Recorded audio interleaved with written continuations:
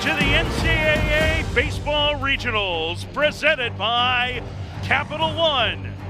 This afternoon, a sellout crowd is expected here in Atlanta for the 1-4 matchup as the champions of the Missouri Valley Conference, the Flames from the University of Illinois Chicago, get ready to take on national number 2 seed and ACC champion, the Yellow Jackets from Georgia Tech. Here's our bracket here in Atlanta. Later this evening, Oklahoma University will take on the SoCan tournament champions, the Citadel, their first appearance in 16 years in a regional. We welcome you inside our broadcast booth here at McNeese Family Ballpark on the campus of Georgia Tech. With Gabby Sanchez, I'm Mike Farron. It's been 20 years since Georgia Tech has been to Omaha. The anticipation for this regional has been incredible for the top offense in the land. Yeah, and that's the anticipation. It's the top offense in the land, averaging over 10 runs per game, and really there are two guys in the middle of the lineup that get things going. Drew Burress and Vaughn Lackey. Drew Burress, well, now he holds the career record of home runs here at Georgia Tech with 58. He also holds a career 1208 OPS. Vaughn Lackey, yeah, he is not your typical catcher. What he can do, the athleticism, the speed, the power, he has put everything together this year. He has been phenomenal. And according to our Kylie McDaniel, both of them will be selected in the top 10 in the upcoming July Major League Baseball draft. For the University of Illinois at Chicago, they finished very strong, 19-8 to end the year. They won the Missouri Valley Conference regular season and then swept 3 games of the tournament behind outstanding starting pitching and excellent defense. Yeah, that's how you're going to end up trying to beat a Georgia Tech team that is this good offensively. You have to have the right guys on the mound, and you have to be able to take care of the baseball. Mason Lee, this is a true David versus Goliath match. But what did David had? Well, he could sling the rock, and so can Mason Lee. It's a lot of fastballs. He's in the zone. He is not going to walk guys. He's in attack mode. Mason Lee, one of the premier strike throwers in the country. And will UIC be able to put off what has been a monumental upset?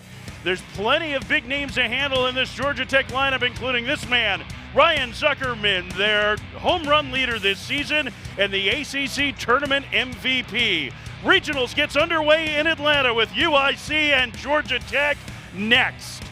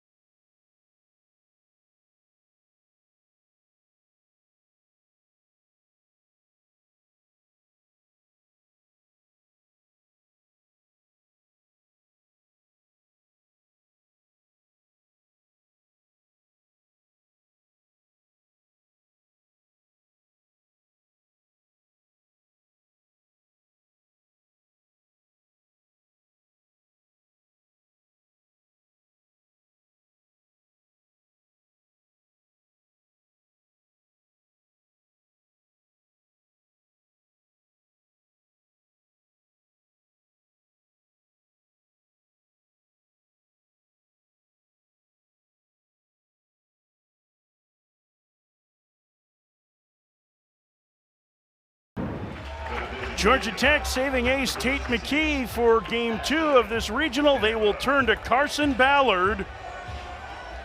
He will make the start in the opener. It's been 20 years since Georgia Tech has been to Omaha.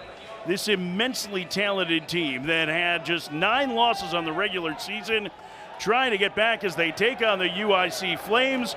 Ballard into the wind, and the first pitch of regionals is up high a ball, and we are underway. Ashton Campa to lead off for UIC, who really turned in a strong second half for the Missouri Valley Conference champions. You see the numbers overall. Ballard into the wind of the pitch, foul back, and the count 1-1. What do you got on Ballard? Ballard, a lot of pitches that he ends up utilizing. He has a knuckleball that he will throw against left-handed batters. So that's something that I'm really excited to see. He's got a cutter, sinker, basically 3 variations of that fastball that he's able to throw over home plate. Swing and a miss. Up at the zone, and Campa swung through it. It's 1-2. There is power at the top of this UIC lineup. They're the top 4 hitters in double digits and home runs. As Campa takes in the dirt, and the count 2 balls and 2 strikes. And that was the knuckleball. In the first inning, we get a knuckle. In the first batter of the ball game, talked about it, only against left-handed batters will Ballard throw that knuckleball. And it's a hard knuckleball, too. Different variations of it, but he can throw it up to 80 miles an hour. There's a lot of spin on it for a knuckler. There's a bouncer to first, and Pitchman will take it to the bag, and the leadoff man gone here in the UIC first. Here's the lineup for Sean McDermott's Flames. And you'll see Thomas Curry, a first-team All-MVC performer who had a great tournament in their sweep through the MVC tourney. Most outstanding player with a pair of home runs, the transfer from Mizzou in the on-deck circle, as Lucas Smith stands in. Out of Nazareth Academy in the Chicago area, the first pitch to the right-handed hitting outfielder is down low. It's 1-0. So here's UIC's story this year. They started the season 4-14. They were picked 3rd in the Missouri Valley Conference before the season started. And they really struggled through the first part of conference play, just kind of middling about. The last 27 games, they have been outstanding as Curse will retire. Smith for the 2 outs. Sean McDermott ended up winning the Missouri Valley Conference Coach of the Year award. They won the conference title outright on the last day of the season. It is a pitching and defense squad, and McDermott, who's been with the program for 28 years and their 5th as the head coach, has them in their first ever tournament appearance as a member of the Missouri Valley Conference. And Thomas Curry, the transfer from Mizzou, stands in. Fouled away. It's 0-1. A lot of Midwesterners on this team, a lot of kids from the Chicago area, a lot of kids from Wisconsin, taking advantage of the fact that UW-Milwaukee is the only Division I program in the state of Wisconsin. Not that it bothers me that Wisconsin doesn't have a Division I college baseball team. I won't bring that up multiple times. I'll tell you what, though, the UIC guys, talking with them, a lot of fun. It's a very fun group. Curry floats one into shallow center, and the second baseman Advincula makes the catch. A 1-2-3 inning for Carson Ballard on just 9 pitches. To the bottom of the first, UIC nothing, Georgia Tech coming to bat.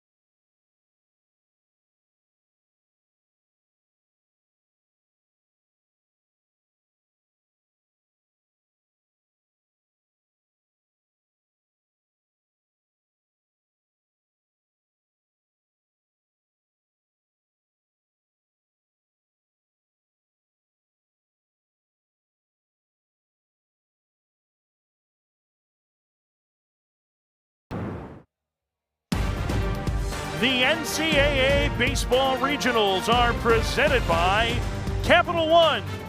What's in your wallet? Fans being separated from what's in their wallet here today at Georgia Tech. It is going to be a packed house here at Russ Chandler Stadium, and you see Jaron Advincula, one of five first-team All-ACC performers of this Georgia Tech lineup. I mean, you just go up and down this lineup. They led the country in runs scored per game and OPS and batting average. They're just really good. There's no soft spot in this lineup. You have to be, if you're a pitcher, in attack mode to try to get these guys out. Cannot fall behind. And if you do, it doesn't matter. That's true. It's one of the best hitting two-strike teams in the country, if not the best. Mason Lee will get the start, the first team All-MVC performer for UIC, and I think the strikeout to walk ratio, Gabby, to me is the thing that stands out the most about the right-hander. It's the utilization of the fastball a whole bunch. It's over the top, so the angle that he is able to create, he really gets on top of his secondary pitch too, which is going to be the slider. He will throw a changeup, but it's going to mostly be an over-the-head fastball mixed out with a slider. Carson Kearse will lead things out. The shortstop, the first team All-ACC performer, digs in. Mason Lee for the first pitch. And Kearse squares to bunt. Bunts it foul at the plate. It's 0-1. Ooh, look out. 2 baseballs going back at Lee. Oops. Whoopsie. That is not what you want. Derek Malika, our home plate umpire, and Thomas Curry both giving Lee a new ball, and he'll get a third one just for kicks. So. All right, we're all set here. 0-1 the count to Carson Kearse. Tremendous season for the shortstop. Moved his way from the bottom of the lineup. He spent about half the year hitting 8th, and now into the leadoff spot, and now we have some sort of pitch communication issue. Comms issue? Sometimes you get some false starts early in the game.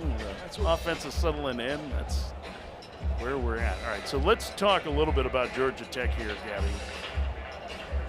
Georgia Tech finished unbelievably strong. I mentioned before, they have been the number 2 or number 3 team all throughout the season. You see James Ramsey there, number 13. He's their head coach in their first year.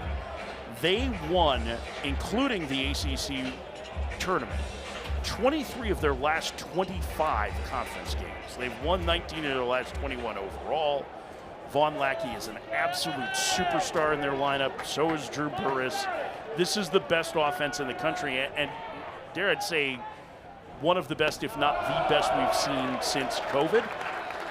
I don't think that I've ever seen an offense this good top to bottom of what they're able to do at the plate. And you look at their D1 ranks, it runs per game and batting average and on base percentage. Kearse to center field, and Smith will haul it in for round number 1. For me, I mean, and that's the point that we have. Usually in a lineup, you might have the top 5 or 6 guys that you go, okay, these guys can't beat us. Then the bottom 3s are ones that you can have a little bit of breathing room. You don't have that in this lineup. Top to bottom, they are very good. They can all hit the ball out of the ballpark. They're very good too with 2 strikes. Drew Burris, one of those hitters. He is the all-time home run leader in Georgia Tech history. He passed Jason Varitek in the ACC finals as he takes the ball low. Burris did that, his 58 home runs in 3 years. Varitek needed 4 to hit 57. One of the most accomplished sluggers in the nation over the last 3 years. And the count evens at 1-1. This is all of that star power. I think the thing that also stands out, Gabby, about the Georgia Tech offense, and we will undoubtedly talk a lot about them today and throughout the weekend, is you mentioned all of those things that they do well. They really don't strike out a lot. They're great 2-strike hitters. They're the best 2-strike hitting team in the country. It's not even close. But these guys put the ball in play. They have great at-bats consistently. The 1-2. Burris gets jammed and floats that one to left. Colon over, and Vidal Colon will make the catch. 2 up, 2 down for Mason Lee in the first. And I'll tell you this, Mason Lee is doing the right thing. He is attacking, utilizing the fastball first, and where he is throwing. He is trying to control the inside part of the plate. That's what we've seen early on to Kearse and to Burrs. Both trying to get that inside part of the plate and control it. If you are able to maintain that, you're going to have some success against this Georgia Tech team. If you leave anything out over the plate, they make you pay. Jaron Advincula, the transfer from Cal, an ACC batting champion, takes a strike. It's 0-1. Advincula, a really, really good offensive player who has seen his numbers tick up significantly this year. Tireless worker, hits it on one hop to the right side, and it gets through, busting into right field, a base hit. Let's see if that scored a hitter and error, but Advincula, the first base runner of the game here in the first. Busting at second base, tried to do the right thing. He tried to give himself some space, but he stayed up. And you need to be able to stay down on this ball. And you can see he's kind of playing it in an up position where he's going away from it. If he would have stayed down in that athletic position, take a couple of steps back, he would have been able to get that on the long hop and make it an easier play for him. Here is Vaughn Lackey, the superstar catcher. No player has improved more from their freshman year to draft season in the country, you could say, than Lackey, who hit around 200 for his freshman season, and now over 400 this year. 18 homers, ton of contact in the strike zone, rarely chases. One of the most dynamic presences offensively and defensively in the country. And he crushes one deep and fouled on the left field line. And the count 0-1 to Lackey. The thing with Lackey that I think for me is the most impressive is you see the gains that he has made year in and year out from his freshman season till now. His freshman and sophomore year, 10 home runs combined in those 2 years. And then all of a sudden 18 this year. Did a really nice job in the offseason on working on his swing, on being able to get the ball in the air. Here's a look at the year-to-year progression for Vaughn Lackey. You see what the numbers were. It was a very good year last year. And coming into the season, there was a feeling, hey, Lackey's probably going to be a first-rounder. Now, he's a slam dunk to go in the top 5 in the draft. He's also maybe the best athlete on the field when he plays against anybody. Upstairs, 1-2. Played all 8 positions of the game earlier this year. And that's the thing, too, that you talked with their head coach, Shane Ramsey, says he could probably be the best shortstop on the team because he'll go out there and catch ground balls at shortstop during BP. It's the athleticism that is just off the charts with Vaughn Lackey. 1-2, the count to the catcher. Swings and misses. Lee challenges him with a heater and pitches around the 2-out error for a scoreless first. Mason Lee firing strikes. And a old Georgia Tech scoreless here in the first. We head to the second. We'll score UIC Georgia Tech, the opener of the 2026 NCAA Baseball Regionals.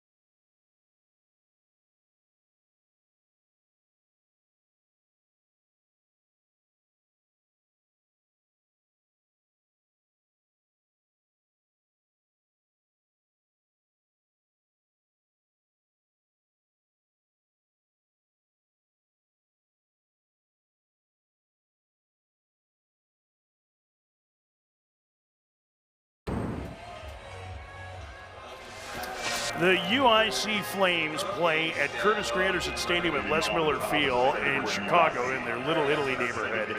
That is the skyline view from that ballpark. It is one of the most spectacular in the U.S. And Curtis Granderson donated more than $5 million to the baseball program, the former all-star outfielder, who is a major, major contributor to all UIC sports. 2002 Horizon League Player of the Year. It's Carson Ballard's first pitch is a strike to Jake Bussin. It's 0-1.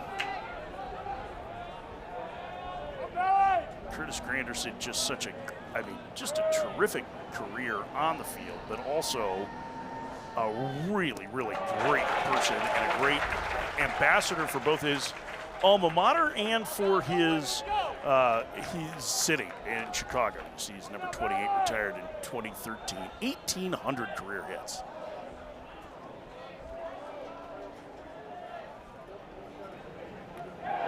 Pitch to Bussin, fouled away. And the count 0-2. You played against Curtis. Played against Curtis. Heck of a ball player. I mean, you looked at the numbers, you saw what he was able to do, a 3-time All-Star in his career. Made himself a nice living playing baseball. Being able to donate a good amount of money to UIC. Did all right. Now working as a baseball analyst. Here's the 0-2. Bussin pops it up behind the plate. And Lackey runs out of space. Landed just above Gabby, and if it weren't for the roof, he'd have been on it. Was on it all day. Do we give him credit for catching that off the pounce? I mean, it's not his fault. It hit the roof. Fair. Made a nice play after it. Just get your body in front of it. keep your hands down. 0-2, the captain, Jake Bussin, transferred from Iowa Central a year ago, waits. And he takes it to the dirt, count 1-2. Bussin with power, first team all Missouri Valley Conference performer this year. 18 home runs. There is power at the top of the lineup. The rest of the lineup for UIC is getting back to the top. Bussin down on strikes. And that's the first strikeout for Carson Ballard. You see Ballard, who has been a reliever and a midweek starter, getting the ball in the opener here. He wears number 21. That's for the late Jim Poole, the former Georgia Tech star who passed away from ALS, Lou Gehrig's disease. And it's a tribute to Poole, that a player who personifies his character and commitment to Georgia Tech University gets to wear it. It was interesting that he wears number 21 in that tribute to Jim Poole, because Mark Edey, who is the relief ace for UIC, he's an all MVC performer as well. His mom was diagnosed with ALS this offseason. And so there is a connection between the two teams in the battle to try and find a cure for Lou Gehrig's disease. 1-1 the count here. Coming from Ballard. That one misses down low, and the count 2-1. There's Mark Edey, the transfer from Buena Vista in Storm Lake, Iowa, where he was a terrific performer. And they've got bracelets that they are wearing on the team to support Mark Edey's mom. So we're thinking of the Edey family today, too. Liner into shallow right field, and it's a one-out single for Alexander Wright. Well, you talked about the UIC lineup, and you're right. There are 3 guys on the top of the lineup with a whole bunch of power. But the rest of the lineup, they're scrappy. They're going to go up there. They can have good bat-to-ball skill. They're going to walk a whole bunch, too. They're a team that this year has walked 243 times. So they do get pitch counts up. They will have some really long at-bats, especially when you start to look at the bottom of the lineup. Fidel Colon, the Wisconsin native, hits. He was the co-defensive player of the year this year in the Missouri Valley Conference. He is a player that Sean McDermott says is maybe their best all-around defender at catcher, outfield, and second base.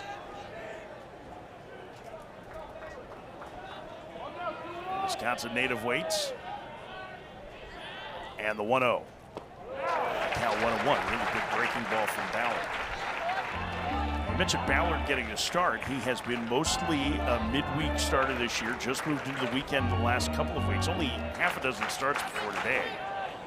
Georgia Tech saving their ace, Tate McKee, for a game 2, which means that either you feel like you're going to win this one, because you want to be 2-0 in a region, right? That's where you want to be. It means you have to win one more game, whether you've got 2 chances to win one to get on to the Super Regionals. But he is not their ace, and so they've decided to go pitch off, is what we would call it. Swing and a miss. Out number 2. And now listen, Georgia Tech's got a number of very good arms, as you can see from Ballard today. But here's the difference since COVID of teams that have pitched off in the opener. These are national seeds, so 1 through 16 seeds, versus those who pitched on. This is from Jacob Rudner of Baseball America yesterday. Text me this. And that, to me, is really interesting. It doesn't matter, it doesn't seem, what you do. This has been a big topic of conversation this week. We've seen some more prominent teams hold their aces, even some 2 seeds holding their aces for game 2. And I'm fascinated by that. Well, the other thing, too, that we have to think of with Tate McKee is he did get taken out of his start in the ACC tournament because he slashed his finger with his nail and had a cut. So had to come out of that ball game. So it is an extra day rest for him to be able to make sure that that is all cleared up. They also feel like with Carson Ballard, he's a strike thrower. He's not going to really walk anybody. Only 15 walks this season and 41 2/3 to start off this ball game. So he's a strike thrower. They have a defense behind him that plays very, very well. So they felt comfortable enough with him out there that he was going to be able to get them length throughout this game. There's the 0-2. Tries to backdoor the breaker, and that one misses the count 1-2. And I think you can understand it from Georgia Tech's perspective, too. You know, metrically, UIC is not the hardest 4-seed draw. Although I will say the Missouri Valley Conference is a very good baseball conference. Those of us who grew up in the Midwest certainly appreciate everything that the Valley brings to the table. And certainly we've seen that in the postseason the last couple of years, too. We'll talk more about that throughout the course of the weekend. But you understand from their perspective, right? The goal here is not just to win this regional if you're Georgia Tech. The goal is Omaha. It has been 20 years since Georgia Tech has been there. And this is the team that has a chance to go down as the best in Georgia Tech history. They haven't played in the championship round since 1994 when Georgia Tech lost to Oklahoma, who oddly enough is the 2-seed in this region. They had a pretty good team there too, right? That was with Nomar. Yeah, that was in Danny Hall's first year. This is James Ramsey's first year as a head coach, although he recruited most of this roster. The ACC Coach of the Year, you see there, 2-2 the count to Will Flanagan. Out of Brother Rice High School, Parkland Community College. Runner goes, he swings and lines one deep down the right field line, hooking in the corner, and that ball is gone!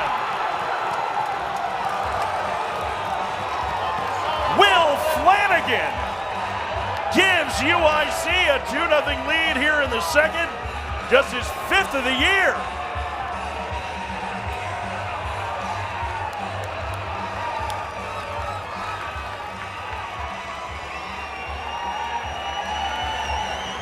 Well, UIC can knock the ball out of the ballpark on occasion. I don't know that Flanagan's the guy you would have expected to go deep here. No, just his 5th home run of the season, but how about the swing? Gets a fastball, stays on it. Do you think he knew he got it?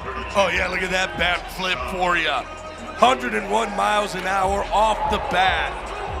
Line drive, straight away right field. All of a sudden, UIC, well, they land the first blow.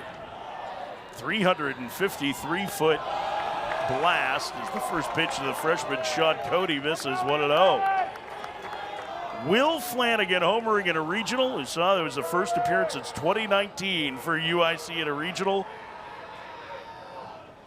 And he's got the Flames out in front 2-0. And that went inside for Ballard to count 2-0. Here's the other thing, and we're going to see this. We'll talk about it with Mason Lee coming up. You cannot be afraid to give up home runs in this ballpark. No. Especially when you're looking in that right field area. It's only 350 to the right center field gap. So you know that home runs are going to happen. It's about limiting how many people are on base when they give it up. And falling behind 3-0 on Cody. We talked about it too. That bottom of the lineup, yeah, might not be a lot of power there, but boy, it's a scrappy bottom of the lineup. 3-1 the count to Cody. Well, Cody got off to a rough offensive start this year. He has played excellent defense. Freshman, two-time All-State selection at Richards High School in Oak Lawn. And he takes ball 4 and draws the first free pass of the game. And he'll bring up the number 9 hitter, Gavin Acosta. So far, the quality of at-bats from UIC has been pretty good. Sean McDermott very happy that he's actually at third base right now giving out the signals. He told us when we talked with him, you know, all my thing that I tell that lineup is that bottom of the lineup, get me to the top of the lineup with guys on base, because that's where the power is. So they're gonna have those good at-bats, and that their goal is basically get on base for the top. So all they're doing when they're going up there, they have very good bat-to-ball skill. They're gonna be able to put the ball in play. We've already seen that today. But their whole goal is let us get to the top of the lineup because we know that that's where all the run production is gonna happen. You see Acosta's numbers, the transfer from Colorado Christian, a Division II school. He's a Phoenix area native out of Sunny Slope High School. Is that what misses? 1-1. It's supposed to work the other way, right? Chicagoans are supposed to move to Phoenix for the weather. They're not supposed to move to Chicago to spend winters there, but it has worked for him. You moved away. I did. But I've been gone from Chicago for a long time. It was too cold. That was a contributing factor, let's say, in the move to the desert. I mean, seriously, like it's New Yorkers move to Florida. Yep. Midwesterners move to Arizona. I guarantee you Gavin Acosta's got some ties back to the Midwest somehow. The 1-2. Swing and a miss. He's down on strikes. And the inning is over, but UIC gets the lead thanks to this 2-run blast from Will Flanagan. The former Brother Rice star knew it. And he has the Flames in front, 2-0.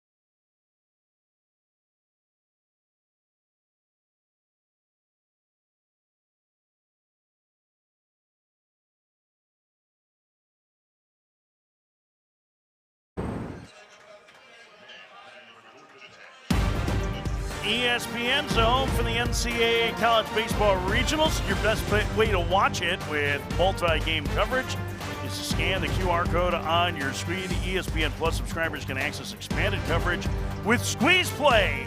All the games, all the time. Matt Schick, Chris Budden, Mike Rudy, Chris Burke will take you through the day. As Ryan Zuckerman leads off here in the second for Georgia Tech with them trailing 2-0. Overcast, muggy day here in Atlanta on the flats. Upstairs, the count 1-1 to Zuckerman, leading home run hitter for Georgia Tech this season. Transfer from Pitt. He has made huge strides in just about every part of his game. for me, I mean, offensively, you knew the numbers that you were going to get. A very powerful hitter. Showed it off again this season with 23 home runs. But it's the defense coming in and understanding as a player what he needed to get better at. Worked extremely hard in the offseason, especially at third base, to become a more complete player. And boy, it has worked for him. Leads off with a ground ball base hit through the left side. A single for Zuckerman to start the Georgia Tech second. This is what he did in the ACC Baseball Championship. 3 home runs. And now 9 for his last 15. That's their 5-hole hitter. It's funny, too, because when you actually come to the practices and you're listening to Ryan Zuckerman and what he's doing at third base, a very vocal leader. Doesn't have the C on his chest, but a lot of the guys respect him out there. Here's Alex Hernandez, last year's Freshman of the Year in the ACC. There is a feeling that Hernandez had a bit of a down year this season, and yet he hit 342 with a 996 OPS, or 995, excuse me. Like, that's how powerful this Georgia Tech lineup and what the expectations were. Hernandez, who has kind of settled into right field, is an immensely talented player and draft eligible this year as well. And a lot of times, too, being draft eligible and especially being in a lineup that he is in where other guys are draft eligible, you might put a little bit, maybe too much pressure on yourself. He started off very hot. He was hitting over 400 for a good amount of the season. And all of a sudden, he did have his cool down. His sophomore basically little slump that he had to kind of go through and kind of realize, okay, what are pitchers trying to do to me and how am I going to kind of counteract what they're doing. Figured it out, though. All of a sudden, now that batting average is starting to climb a little bit more. Swinging a drive deep to left field, and this game is tied.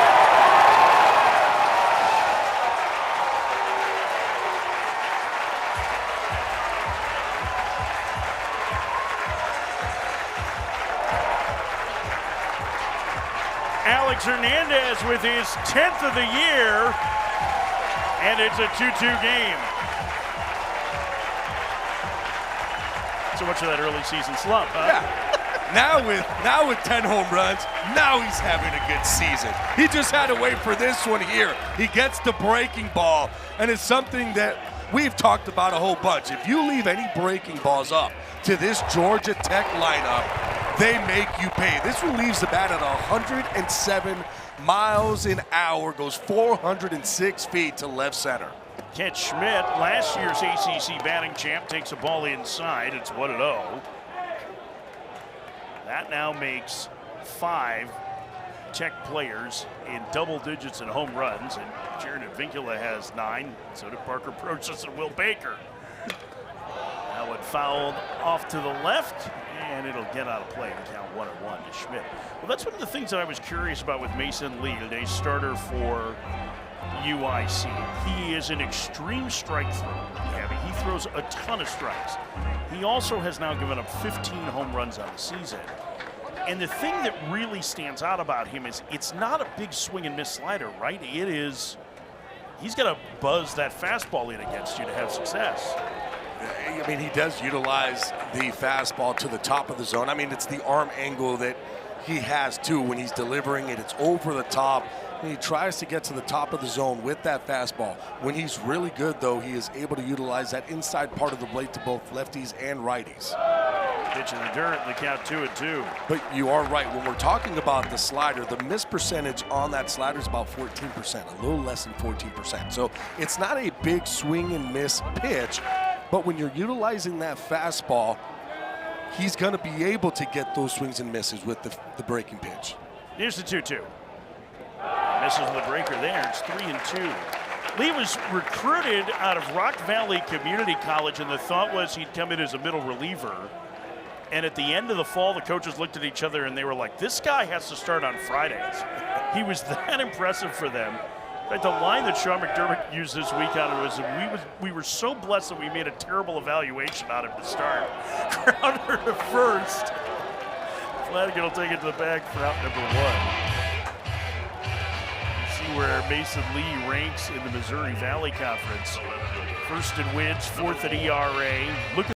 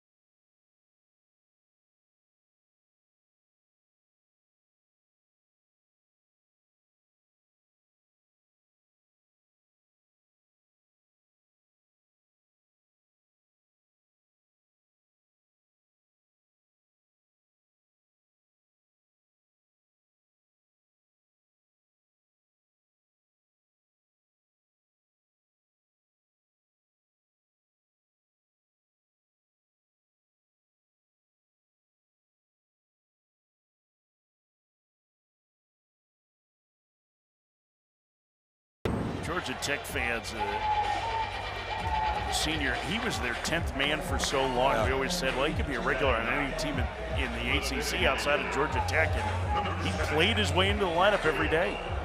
He worked hard, gave a lot of pats. One of the biggest things is that he didn't look at the situation as somebody was doing something to him and have that negative effect that it could have on some players. He said, that's fine, I'm gonna just keep working hard. Worked hard in the gym, worked hard in the cages, was able to change it up, and all of a sudden he's an everyday starter for this Georgia Tech Yellow Jacket team. And I'll tell you what, 10 home runs on the season for him. So that's now half a dozen players in their lineup with double-digit homers as Mason Lee misses. And the count 1-1 to Will Baker, the Aussie. I'm starting to tell you about Lee's High School, Freeport, pretzels. The pretzels. Their motto is, you can eat us, but you can't beat us.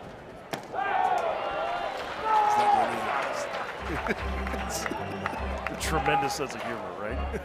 Love that. Will Baker, you talk to coaches around the ACC, they think this guy might actually be the toughest to pitch to in the Georgia Tech lineup. A sophomore from Australia. This is inside. Does Lee in the count 3-1.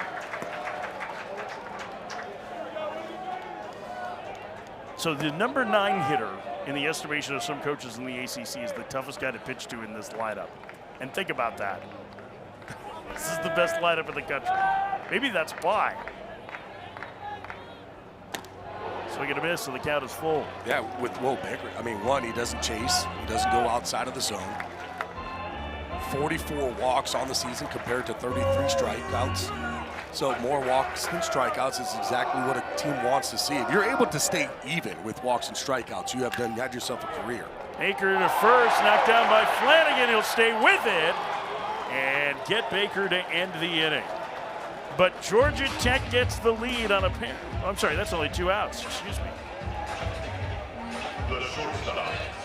Now turn the lineup over for Carson Kurtz. Nice job by Flanagan to stay with him. Very nice by Flanagan. Understand this is a tough hop. It's in between. Just knock it down. Coaches tell first basemen all the time, just knock that ball down because you will have somebody there to help you. Lee did a great job of getting over to first and acting like a first baseman himself. First pitch, a strike to Carson Kurtz. Does not sound like many of the fans agreed with that, but it's 0-1.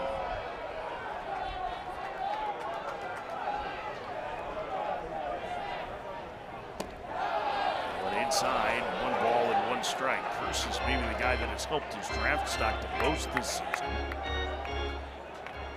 I'm going to say Von Lackey. Well, I mean, Lackey was going to be a first rounder regardless. He probably right? would have been a late. From middle of the first to, to top. I don't think Kurtz was viewed as a day one. No. pitch. That's what I say. And now you might go at the end of the first round, sometime in the second. And you never know. You know what teams are looking at, what teams are seeing. But for me, what Carson Kearse has been able to do this season, he definitely should be in that first round somewhere. I mean, it could be late, but I think he's going to be in that first round. Upstairs, 2-2. The question has been whether or not he has the arm strength to play shortstop. He certainly told us yesterday he has felt much more comfortable playing short this year after playing third base, and it felt like his playing third helped him as a defender. I thought that was interesting to hear. 2-2. On the ground to short. Slick fielding Cody will throw out his counterpart, and the inning is over. But Georgia Tech gets the lead on a pair of home runs. This is what they do best. They go deep. Alex Hernandez, 2-run shot. Parker Broshin said, we're not done yet. All of a sudden, in a quick second, Georgia Tech takes a 3-2 lead.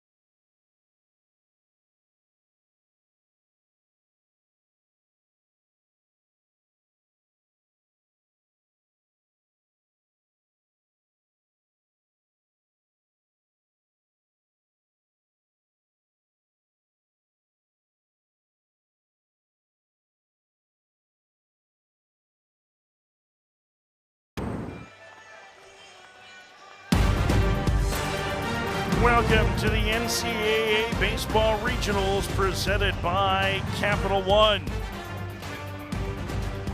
Matt Neese Baseball Park, Russ Chandler Stadium, Georgia Institute of Technology. And here on the flats, the Georgia Tech Yellow Jackets, the number 2 team in this tournament.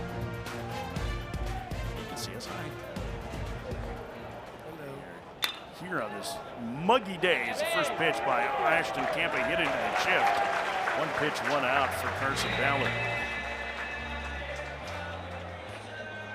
And right now, if you're Carson Ballard, it's about having a shutdown inning, and if you're able to limit the amount of pitches that you throw in the inning, it's even better. Right now, sitting at 39, he's at a good pace. Usually they'd say you want to be about 15 pitches per inning. A little bit longer second, but it was a base hit and a home run that got it started. He did walk a man. Lucas Smith hits. Smith takes a strike. Count 0-1. You mentioned this before. We had a chance to sit down with Smith and a bunch of the UIC players yesterday, Gabby, and they were just an absolute blast. They are a loose bunch. They are having a ton of fun. And what was interesting to listen to a bunch of them talk about was how quickly this team came together. This is 21 newcomers on this roster this year. It's not easy when you have all these new players coming in and everybody doesn't know anybody. And they said the first thing that we did, we had a cookout. Get everybody together, have some fun. Let's grill some meat up and, get to know each other. Strikeout of Smith, 2 up, 2 down here in the third. Already 4 punches to Ballard. Yeah, all of a sudden, Carson Ballard, he's feeling in this inning. Really good pitch. Slider down and away, especially after throwing 2 really good fastballs earlier in the at-bat. 2 outs for Thomas Curry. Curry popped to second his first trip. He was the one who said that he has never seen a team mesh as quickly as this one did. He's a transfer from Mizzou. And he said, boy, in the fall, he felt like we've really got something special because this team is really well connected. And, you know, quite frankly, that's a sense we've gotten from, I would say, all 4 teams here. You could just see, I mean, look, the only way that you're getting to this point in the season and making the tournament and making it to a regional is if you have gelled as a team. You don't really see too many teams that kind of don't get along that have gotten to this point. Talk to Sean McDermott, the head coach of the UIC Flames, coming up. Going outside and count 2-1. It has been a transition over the last several years for Sean McDermott's club, moving from the Horizon League into a tougher conference in the Missouri Valley to a Duke. And so for them, after moving in 22, to end up in a regional this quickly, I think is a testament to the strength of the program and of Coach McDermott, who's been there for a long time. You can see some Flames fans making the trip down from Little Italy in Chicago. We'll be here on the flats for this weekend. 3-2. That guy is wearing the wrong garb. One Illini fan in a sea of flames. The 3-2. Swing and a miss. Curry down on strikes. And a 1-2-3 third for Ballard. We'll talk to Sean McDermott, the Missouri Valley Conference Coach of the Year, next. It's 3-2 Georgia Tech.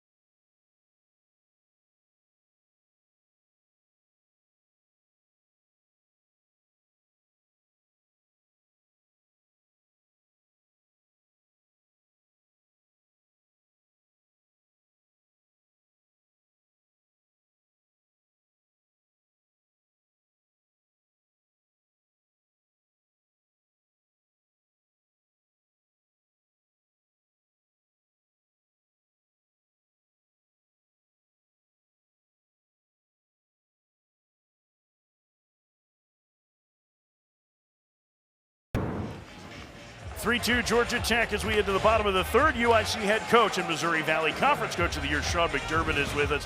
Mac, first and foremost, what's the transition to the Valley been like over the last couple of years for UIC after so long in the Horizon League?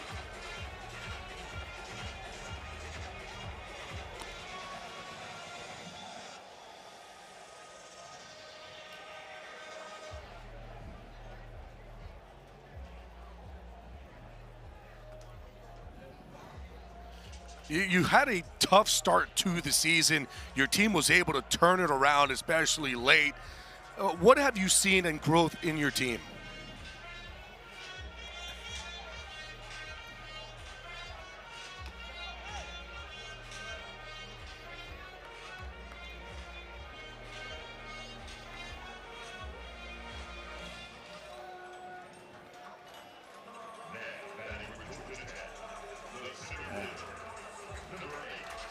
Sean, we appreciate the time. Best of luck today. Thank you, Sean. Sean McDermott, the head coach of the UIC Flames. You want to be gritty like the city of Chicago is his message.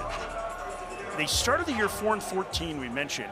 They got to a mid-point series at Indiana State, who was one of the favorites in the Valley this year. That's a powerful club that Tracy Archuleta has there. They lost the first 2 games of the series, and they had a big team meeting, and it was not a pleasant team meeting. It was funny when we were talking with the guys. We were like, "So what was said?" And they were like, "We can't even say it. It was a tough meeting. Let's just put it that way." Thomas Curry, their catcher, said, all I know about the meeting is that if we kept winning, we weren't going to have those meetings anymore," which was such a great line. And they went 19-8 from that point to the end of the year. They won the Valley Conference Tournament outright, or conference outright, and then swept through the conference tournament. So whatever the meeting was, and it sounds like it was a full clearing of air. Players could speak first. they spoke, and then Sean McDermott kind of laid into him and let him have it. And I'm not sure that the players were expecting that. George McDermott says early in the season he's a little tougher on guys, but later in the year he generally lets them play. That was a long run in. And Wright makes the play for out number 1 to retire Burris. Yeah, they told us they had the meeting with Sean McDermott first, and well, they got laid into during that meeting. And then after the coaches left, and they had a players meeting themselves. And they said that was the point where everybody just kind of put it out on the table and let everybody know, hey, this is what we're feeling. And everybody got to go and say their piece. And they said after that, kind of everybody realized, okay, we're in this together. We all want the same exact thing. Let's go out there and just win and do it the way that we're supposed to do it, right? Know what type of player you are and play to that style of baseball. Well, I think that's so incredible because when we talked to them, they talked about how well they meshed early on, right? And yet, even despite the fact that that clubhouse felt like it had great makeup, it was not playing well. Advincula up the alley in left center field. It's a one-out double, at least for the Georgia Tech second baseman, as he'll slam on the brakes at second. A double for the ACC's leading hitter, and he's aboard with one out here in the third. That's Advincula's 14th double of the season. Just a pretty swing. That's this ball travel, short, compact swing. Letting that ball get deep, backside coming through the baseball. He's about at 101 miles an hour, taking it to left center field. I love watching him run too, because for a second there, I thought he was gonna try to go free on a ball to left center field. He may have been able to, and he ended up just shutting it down at second. Here's Vaughn Lackey. And he swings and launches it deep to left center field. It's 5-2 Yellow Jackets.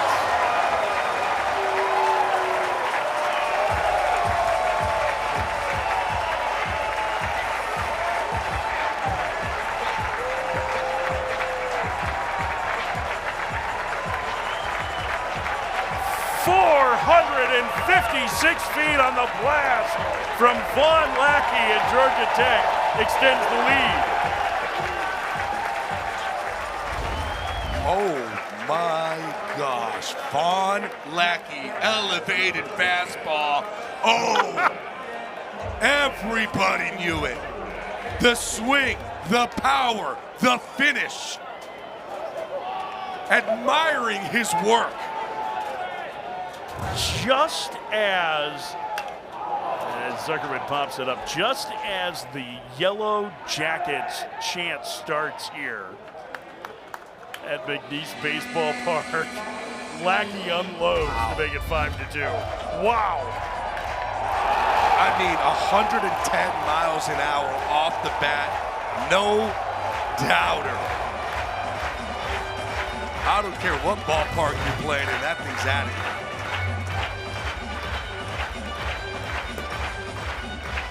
I feel like at this point you should know what you're doing when you're doing the handshake. I think that was the handshake. But they were trying to figure it out, yeah, but they're like, no, it's like this. Hernandez down the line and left, and that'll get into the corner. Alex Hernandez, second extra base hit of the game. And Georgia Tech keeping the pressure on here in the third.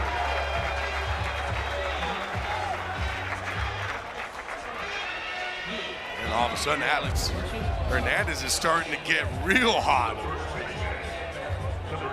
The way he's able to keep his hands close and tight to his body. Keep that ball fair, too.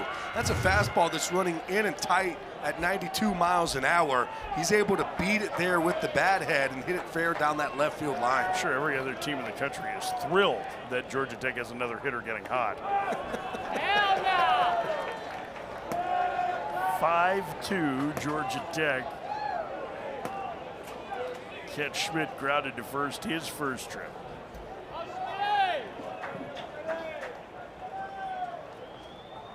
The 1-0. And the count 1-1. You know, Mason Lee, we knew was probably going to give up some home runs here. He'd given up 14 on the year coming in. It's now 17. It's not like he's walking guys ahead of the dingers. It's just that it's just a good team. Everybody can hit in this lineup. That one foul. That's the thing. It's just up and down. And not only that, you see when the guys come into the dugout, they're talking with one another. It's that old school style of baseball. Hey, everybody knows, hey, this is how the fastball is moving. This is how the breaking ball is looking. This is what we have to do to be able to get some runs across. So everybody is going up there with a plan and understanding of what the pitcher's pitches look like. Upstairs, it's 2-2. There's a huge shift on for Schmidt. No, 5-0. Again, was the leading hitter in the ACC last year. He missed time early this season because of injury. Yeah, he can handle the bat, too. That's a place that he can easily go. And if he hits a ground ball to shortstop, that's another run for Georgia Tech. And he goes backside into left center. And Colon with a diving attempt, can't get it. Coming home to score from second is Hernandez.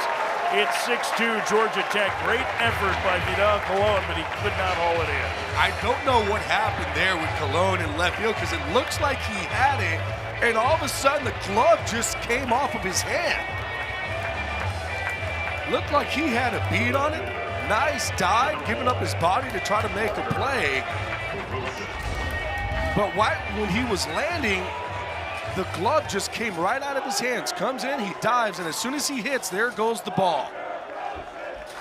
He tried to grab the glove right away and pull it in like it was a fumble. Yeah, but it had come out. He is a former high school linebacker. Fallen on a few fumbles in his career, I think. Colon unable to haul that one in, so the inning continues for Parker Brocious, who's already homered. Gave Georgia Tech the lead with an opposite field shot in the second.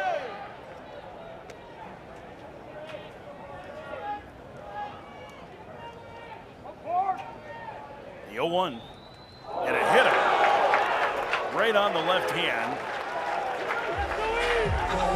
And the inning will continue.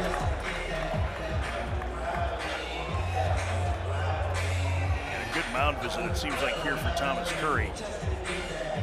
Jimmy, one thing we need to keep in mind, even though the pitch count isn't outrageous for Lee, this is now 2 longer innings. It is unbelievably humid here today. I know that's a shock in Atlanta in late May or early June, but it is really, really warm.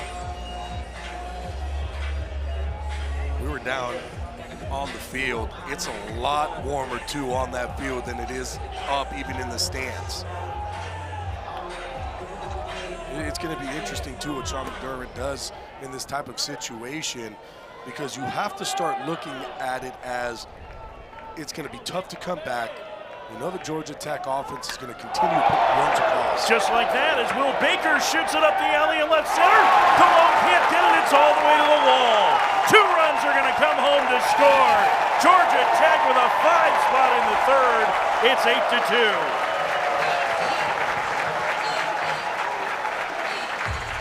Those are the first 2 runs to score that didn't come across because of a home run. Will Baker, just a really good hitter. This is the 9-0 hitter in this Georgia Tech team. The way he's able to let that ball get deep. I mean, leaving the bat at 104 miles an hour to left center field. And this is what this team does, and you've seen them consistently do it in this ball game. They just hit baseballs hard. Use the whole field. It's such a good approach. They are very difficult to strike out. And that one skied by Kearse into right towards the line. Right makes the catch. And the inning is over. Georgia Tech breaks it open. Thanks in part to this blast from Vaughn Lackey, their longest home run of the year. 456 feet. It's 8-2 Georgia Tech in the fourth.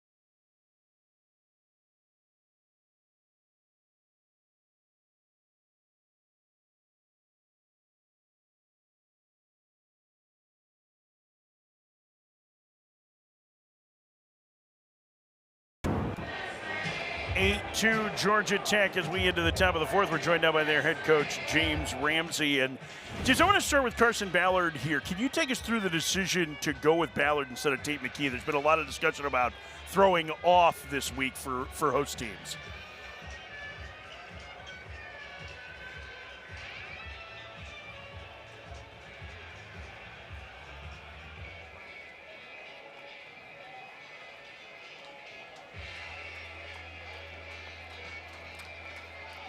When you look at your offense right now, the way that they're clicking, you don't just need your top of the lineup to come through with the big hits. The bottom of the lineup is just doing some damage, especially today.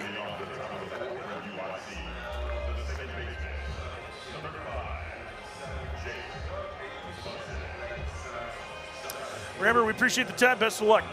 And James Ramsey, the head coach, ACC Coach of the Year here for the Georgia Tech Yellow Jackets. His first year as their head coach, after serving as the top assistant for the Hall of Famer Danny Hall.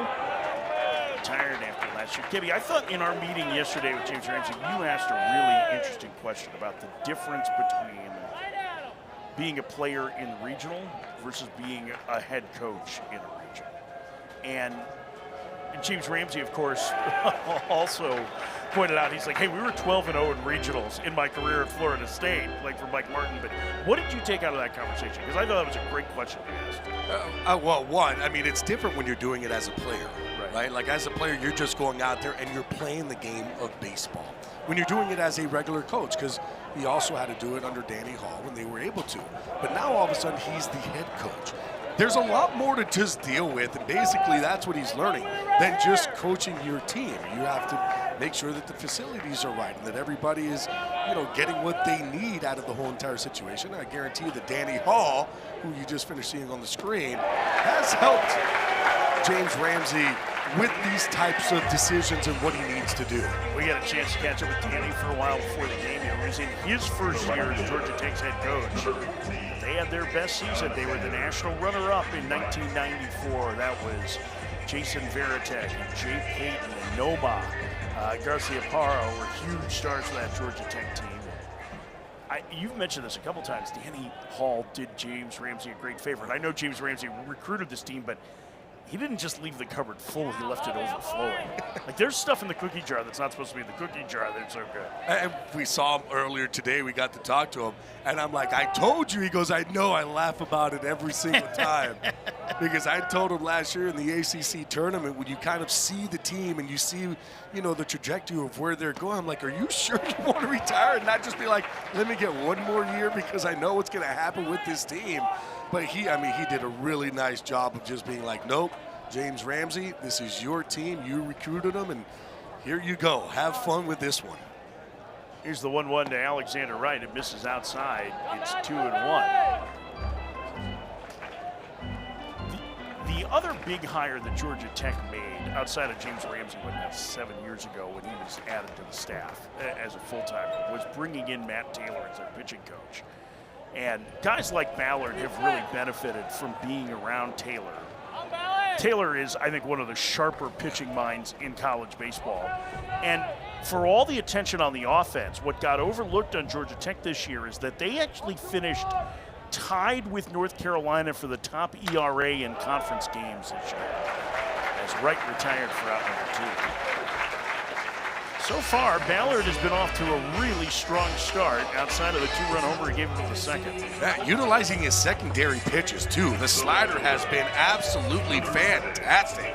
You see every single one of these left turns that he's able to throw, but it's all set up because of the utilization of the fastball early on. So he's getting all these UIC hitters thinking fastball, especially letting that ball run. He has a sinker, he does have a cutter, and that four-seam fastball. So all variations of his fastballs early on in counts to basically set up those breaking balls off the plate late. And there you see their ace, Tate McKee, who is scheduled to go tomorrow, either to keep Georgia Tech's season alive or trying to put them into a regional final. Bouncer to third. Nice play by Zuckerman, who throws out blown. And a 1-2-3 fourth inning for Carson Ballard. Excellent defense from Ryan Zuckerman yet again. Yeah, worked extremely hard this offseason on being able to do this. Be really good at third base and just show off a cannon across the field.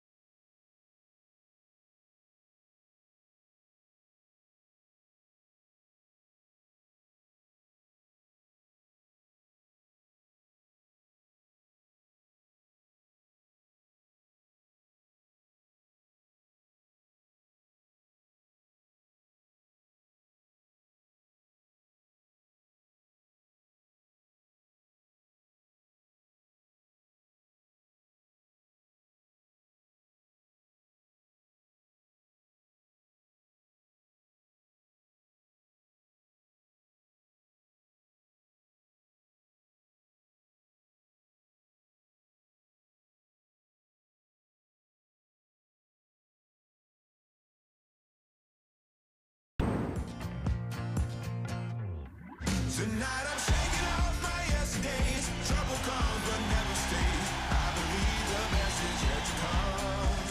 I'm gonna throw all my doubt and pain, making room for better days. Yeah, I believe the worst is almost done. The best is yet to come. The best is yet to come. Those are your top 8 seeds for the NCAA Baseball Regionals getting underway today. Already Auburn down 4-0 to the University of Wisconsin-Milwaukee, the Horizon League champions. They are up 4-0 in that one. Georgia Tech was down 2-0 to UIC, but a third inning that saw them score 5 runs on just 19 pitches. We were stunned when they put up 11 runs in 2 innings against Virginia on how fast it happened. As Drew Burris launches a foul. It's How quick. you just don't know. Well, I think it's because that they're such good 2-strike hitters that it's like any count, they're going to have success. And you leave anything out over the plate and you leave anything kind of elevated, they are not missing.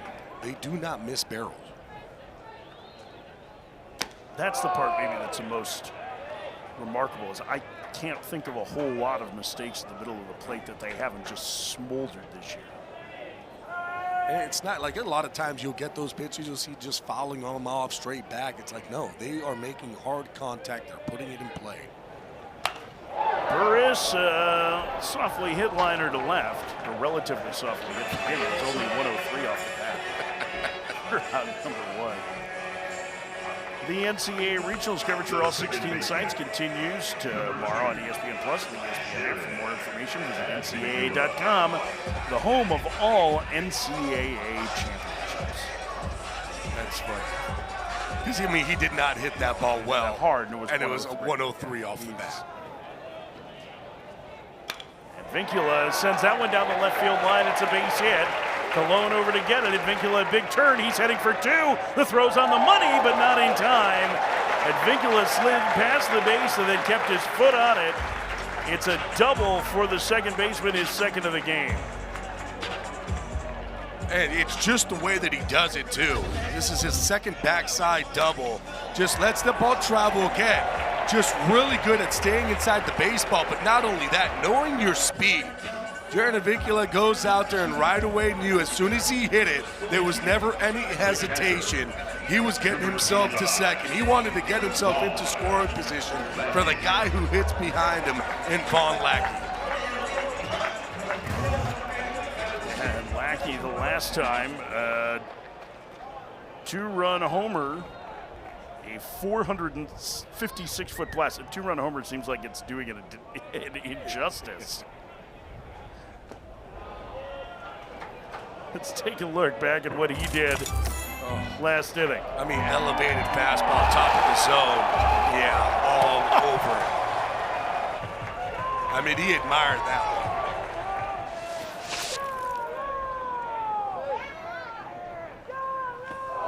Inside and it hit him.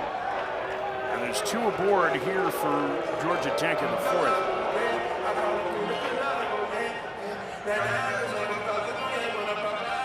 Fastball that ran in a little bit. Lee's pitch count starting to climb here in the 4th inning, up with 65 pitches. Yeah, well, it's going to be a fastball in, and this ball gets away from him a little bit. You kind of have to go back to that home run where he stood at home plate. I don't think that this was something to where a retaliation of going after it like old school baseball, but they also understand that you can't leave a ball out over. Oh, he hangs a breaking ball to Zuckerman, who dumps it into left field for a base hit. And Vincula snaps at 3rd, and Georgia Tech has the bases loaded with 1 out. You can't play that game against Georgia Tech because you just end up creating more traffic. That base hit 116 miles an hour off the bat. 116-mile-an-hour top spin. Because if he gets underneath this baseball, it would go a long, long way. Just got on top of it. Top hand just rolled over just a little bit. But you're all right. That's why I don't think that it was anything on purpose. I think it was just, we can't leave anything out over to Von Lackey. We have to be able to control that inside part of the plate like he did in his first at-bat. Just got away from him. Alex Hernandez was trying to make it 12-2 on that swing as he fouls it back. Already a homer and a double for the right fielder here in the opener. Boy, if you were worried about this being a low oxygen zone in Atlanta, with them hosting regional and all the pressure on this Georgia Tech team, sure doesn't look like they're feeling it right now. They are cashing in every opportunity right now.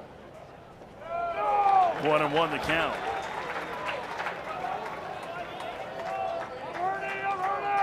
That's the thing, it doesn't get any easier either. You talked about Ken Smith, who hits behind Hernandez. Well, he led the conference in hitting last year. So it's just top to bottom, there is no space. Hernandez to right center field. It's going to be a grand slam.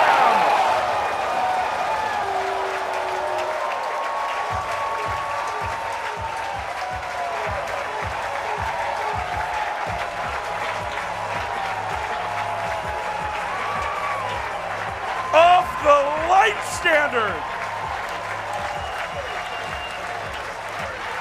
It is 12-2 Georgia Tech.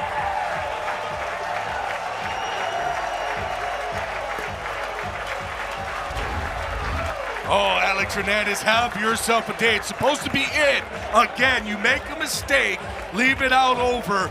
Alex Hernandez just hit this baseball off the top of a light pole in right center field. This is where lefties pull baseballs. Righties shouldn't be hitting that ball that far. 108 miles an hour off the bat, 425 feet. And I'll say this, I think they're shortchanging him on that 425 because that ball was crushed. I mean, the other way, and it had a fade on it that anybody would dream of having off the tee. Well, so much for the slow start to the season for Alex Hernandez. His second Grand Slam of the year and already a 6 RBI performance for the sophomore. 6 RBIs on the day, 3 runs scored already. And 4 homers for the entire Georgia Tech offense. First pitch to Schmidt misses. But again, they're not looking for just one guy to do damage. That's what's crazy about this Georgia Tech lineup. That anybody on any given day can beat you in this lineup. Alex Hernandez was at the top of the lineup early on. Then they had to move him down. But all of a sudden now you have him hitting in that 6-hole spot, doing the damage that he is doing. This has been incredible.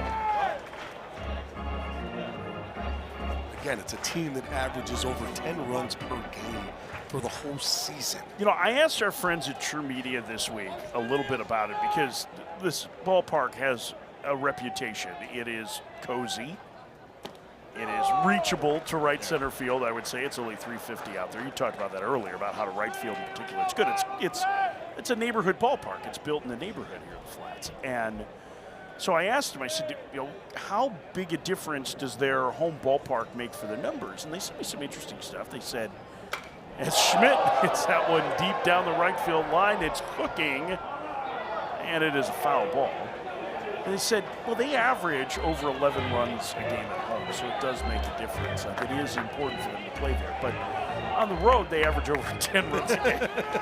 It's like, So okay. 1 run more. Like, Yeah, we got it. so you're saying the offense travels. The 3-2 to Schmidt. Down and in, ball 4. That is the first walk issue for Mason Lee. And it does feel like the first team all MVC selection is probably going to have to wear it to some degree for the Flames today. So they can set themselves up to try and win a regional game tomorrow. The only thought that I may have had is you can go ahead and you can take out Mason Lou, who is your Friday night guy. That way you're not just destroying him with pitches right now, and you're able to use him maybe later on. And Sean McDermott, he's coming out now. Yeah, he might be thinking the same way that you are, as this is going to be it for Lee. The second mound visit in the inning. And UIC is going to the pen. Jacob Jakubowski coming in. It's 12-2 Georgia Tech in the fourth.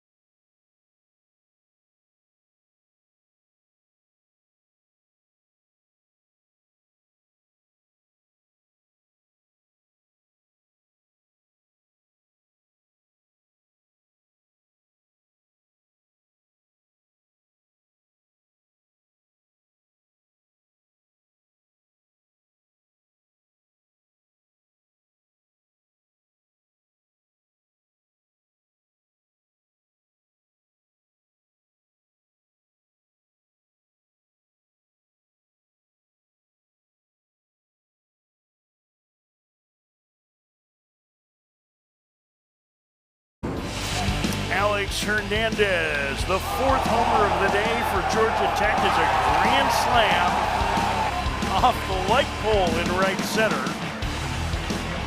They have a 12-2 lead over UIC here in the bottom of the fourth inning.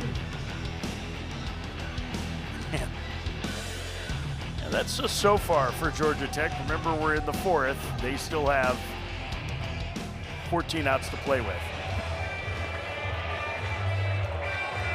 And the new pitcher for the UIC Flames is the sidewinding right-hander Jake Jakubowski from Huntley, Illinois, transfer from Valparaiso. Hey, it's funky. Just watch what he does as he comes together when he's gonna pitch. He brings his whole body down, and then it's a low 3/4. I mean, it's more sidewind than anything else. A lot of sliders. Throws the slider 53% of the time. He will throw that fastball. It's going to have sink that's going to run back into a righty. Now the ground is short. Cody to second for one. The turn to first. Not in time, but what a play by Sean Cody at short. UIC is going to want to challenge the play at first. I think the relay from Bussin beat Parker Brocious at first. It was Sean Cody. Boy, was that a nice play. I mean, how quick Sean Cody got that ball and got it out of his glove over to Bussin at second base was so quick. Bussin going over to first base, and his thing, is it going to be there? It's going to be close. Yeah, they're not going to be able to overturn that one. It looks like it gets there at the same exact time, so whatever it was called on the field should stay. Looks like that foot is getting there as that ball is going to the interior part of the glove.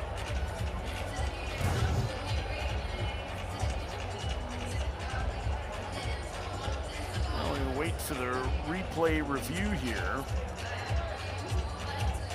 Rob Howard, our first base umpire, on the call today.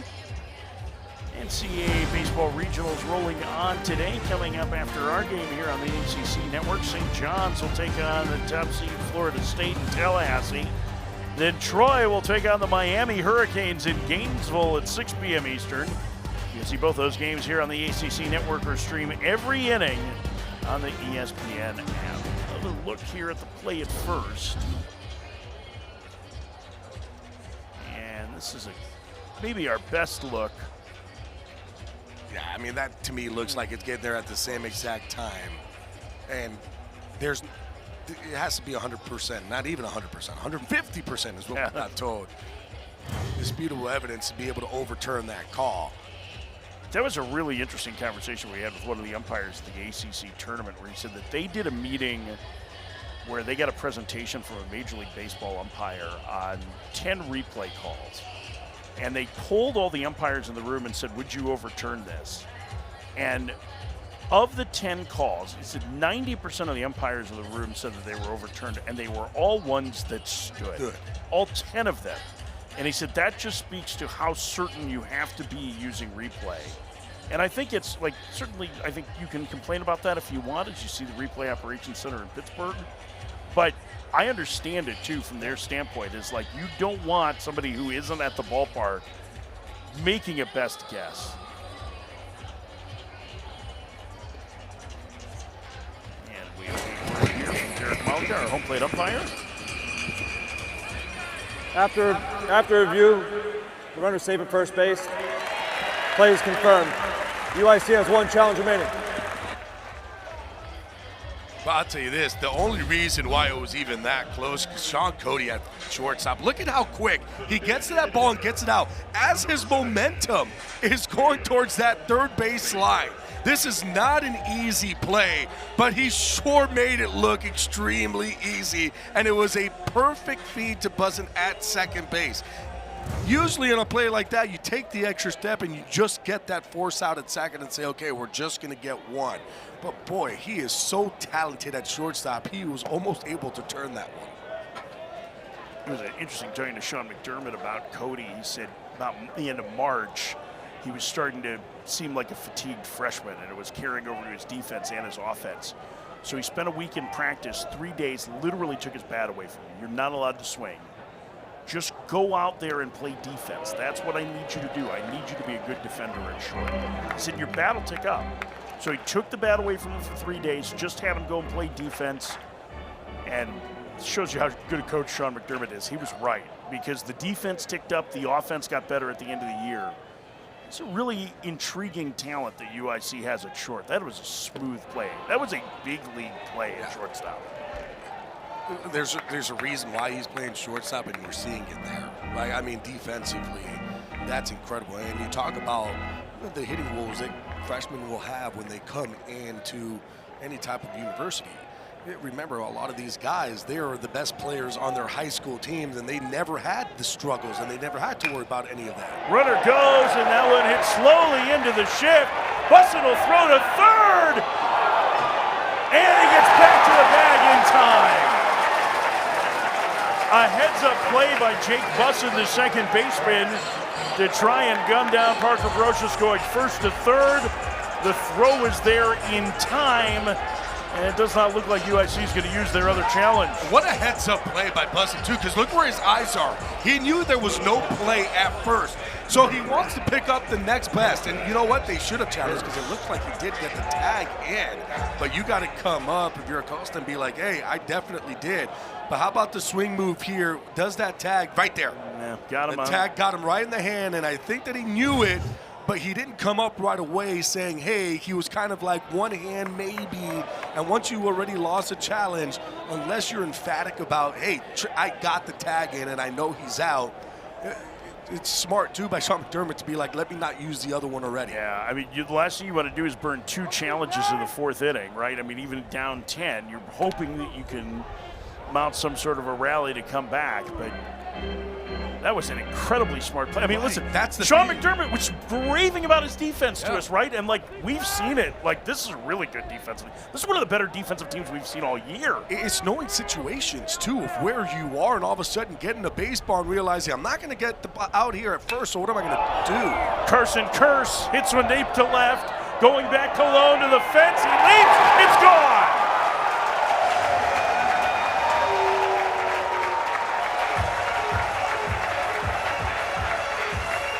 Carson Curse joins the hit parade, and the decision not to challenge, they've come back to bite UIC. 5th homer of the game for Georgia Tech.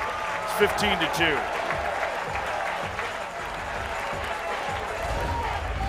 I guess it doesn't matter who you throw out there. This team is just launching baseballs right now. Curse stays back, hits this ball to left. 99 miles an hour off the bat, just getting over the fence. So that's a 3-run homer. And Drew Burris bats. This is the 3rd time he's hit in the last 2 innings. He's 0 for 3 today. They've sent 19 men to the plate in the last 2 innings. Is that a lot? That seems like a lot. That's a good amount. And here's the thing, too. It's not that they're walking to get on. Like a lot of situations when that happens, it's a lot of walks and pitchers just not throwing strikes and guys getting on, and that's why the lineup, takes so long. This has just been absolute just hits everywhere, quickly, too. That was and I'll use air quotes around it, cheapest of the home runs. It was only 99 miles an hour off the bat. So it was only a hard hit ball. It wasn't. There's only one down the line that doesn't have a hit yet. It's Drew Burris. That's it. Everybody else has a hit. 3-0 the count to Burris.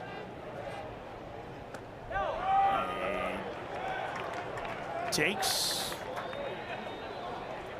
a strike, I think. Yeah, it's 3-1 now. I didn't hear the call. I didn't see the call. I didn't thought it was a either. ball. I thought it was ball 4, but maybe there was a pitch in the at-bat that was a strike before that. I didn't see, but Right. at any rate, it's 3-1. Now he walks. And so he's on base for the first time. And the 11th man covered the plate in The second baseman, number 2, Sheridan. Jared Vincula already with a pair of doubles. He also reached on an error. And was back in the first.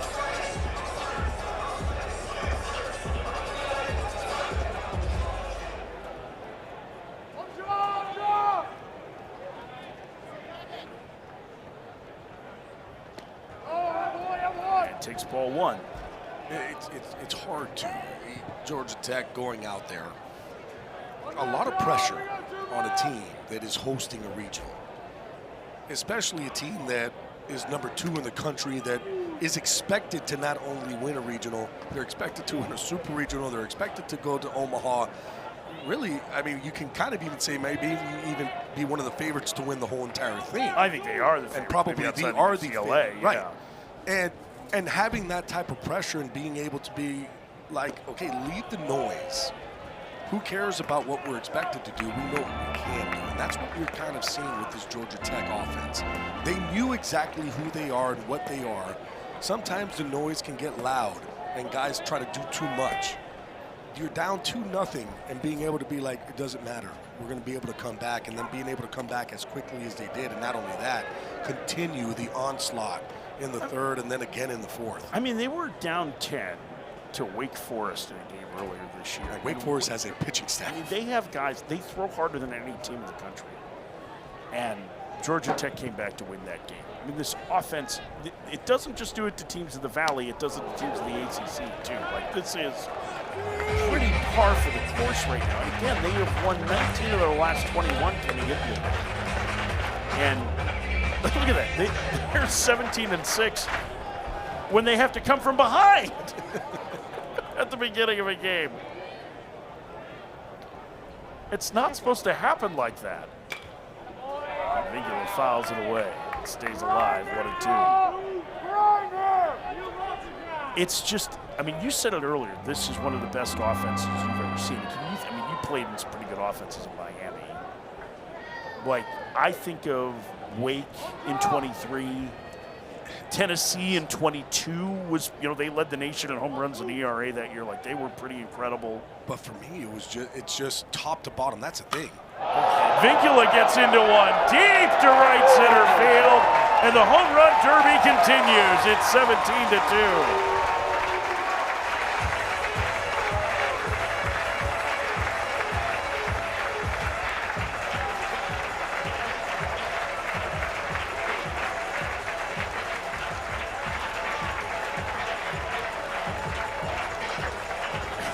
Vincula, his third extra base hit of the game. And not only that, they had 3 guys with 9 home runs.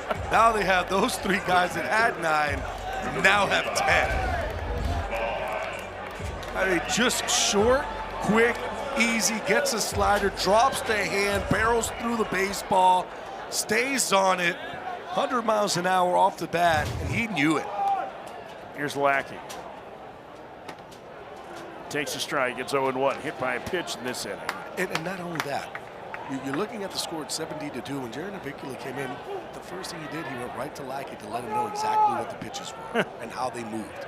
Like, that is what makes a team, that's what makes an offense a good offense into a great offense, right? Like, those little things, they might seem like nothing, like, oh, who cares that he's, but it does make a huge difference when you're going up and there's that baseball talk consistently. Doesn't matter what the scoreboard is saying, going on and saying, hey, this is what he has to try to give your teammate the best chance to succeed.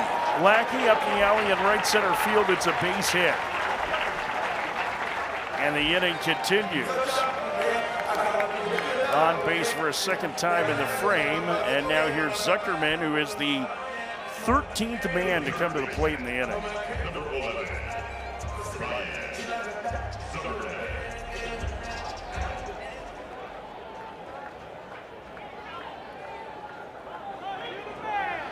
This is just an incredible offensive performance. On the ground to third by Zuckerman. Backhanded by Costo. Throw to second, and the inning is over. 13 to the plate, 9 score. Georgia Tech with a 17-2 lead over UIC. Go to the 5th.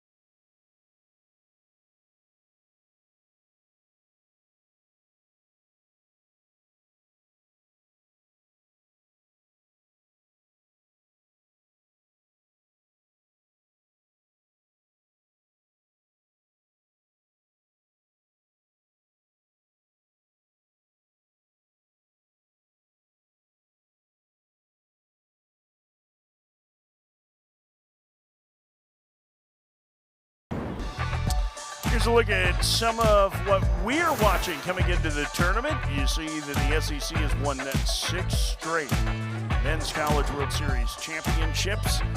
3 longtime Omaha contenders out, including the reigning national champions. UCLA, wire to wire, is the #1 team, but without their ace, Logan Redeman, again this weekend. And Vaughn Lackey, one of the top 10 draft prospects in this upcoming draft. See Rock Chalowski, the shortstop from UCLA, Jackson Flora, Ryder Helford from Arkansas, all part of that group. You might be able to take this entire Georgia Tech offense And put them on that. and day one. Jake Lenke is on, the sophomore from Alpharetta, Georgia.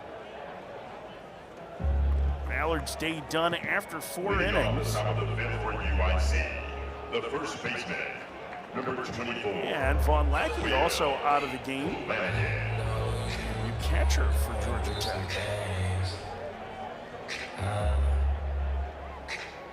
Appears to be Drew Rogers who's taken out over the plate. You start maybe see some defensive changes here for Georgia Tech with a 15-run lead in the 5th inning. That's a very smart move, too. You know that you want Vaughn Lackey to play as many innings as he possibly can here in the regional. So when you have a lead of 17-2, you feel good to be able to say, let's go ahead and give you the break now. And you want the other guys, too, to be able to come in and experience regional baseball. Lackey. All he's done today is get on base 3 times. Will Flanagan, what a day he's having in his regional debut. A pair of home runs for the UIC first baseman, and it's 17-3.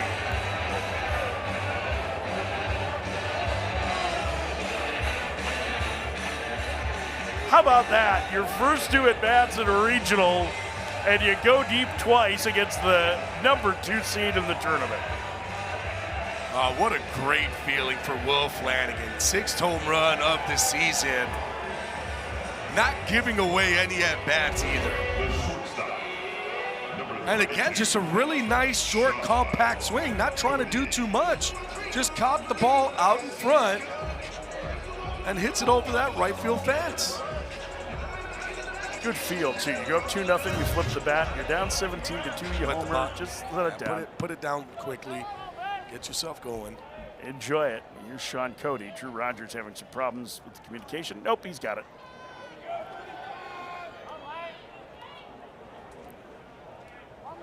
See Rogers, the sophomore catcher.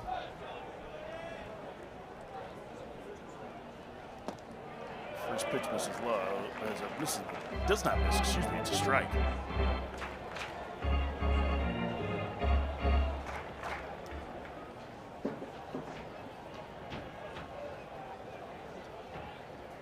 There's the 0-1. Bouncer to third, knocked down by Zimmerman. It's going to be an infield single for Cody. Zuckerman could not come up with that one.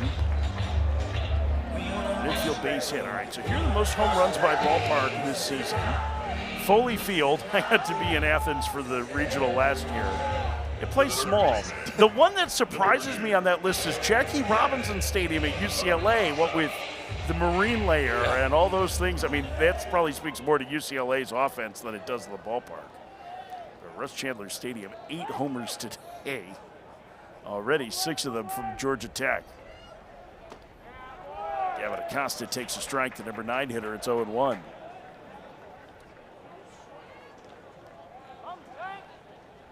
Acosta, a strikeout victim against Carson Ballard.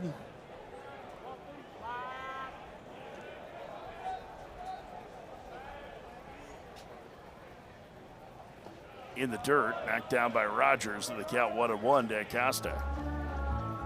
We've been calling a lot of games with a lot of home runs. It's that ACC tournament in Charlotte. There was a lot of home runs hit there. I mean, of course, look, it talks about the teams that are in there who are playing, who are able to make that kind of contact. Because guess what? Georgia Tech has not stopped. I mean, there's a lot of similarities, right? Yeah. It's muggy, beautiful skyline view from this ballpark, cozy conditions.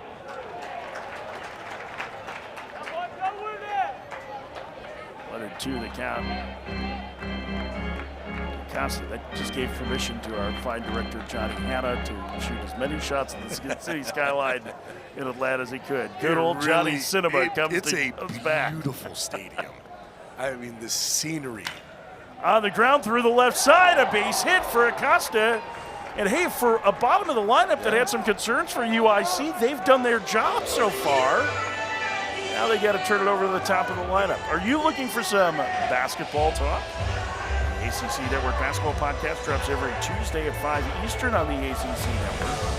The latest insights and stories from across the conference. You can also listen to each episode on ESPN.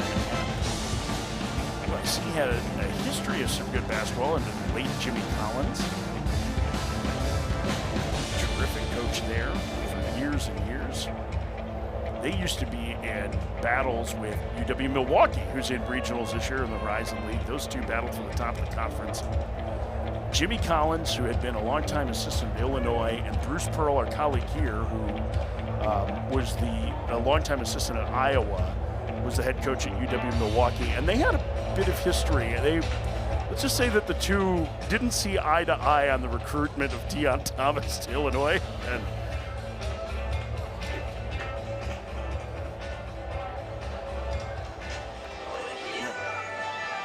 former colleague here in Bruce Pearl. Yeah, it was, things get a little tense in those games, but they both had really good teams. And I think Wisconsin-Milwaukee was a Sweet 16 team one year. UIC was usually the mix for an at-large berth at that point. It was really fun watching those teams compete.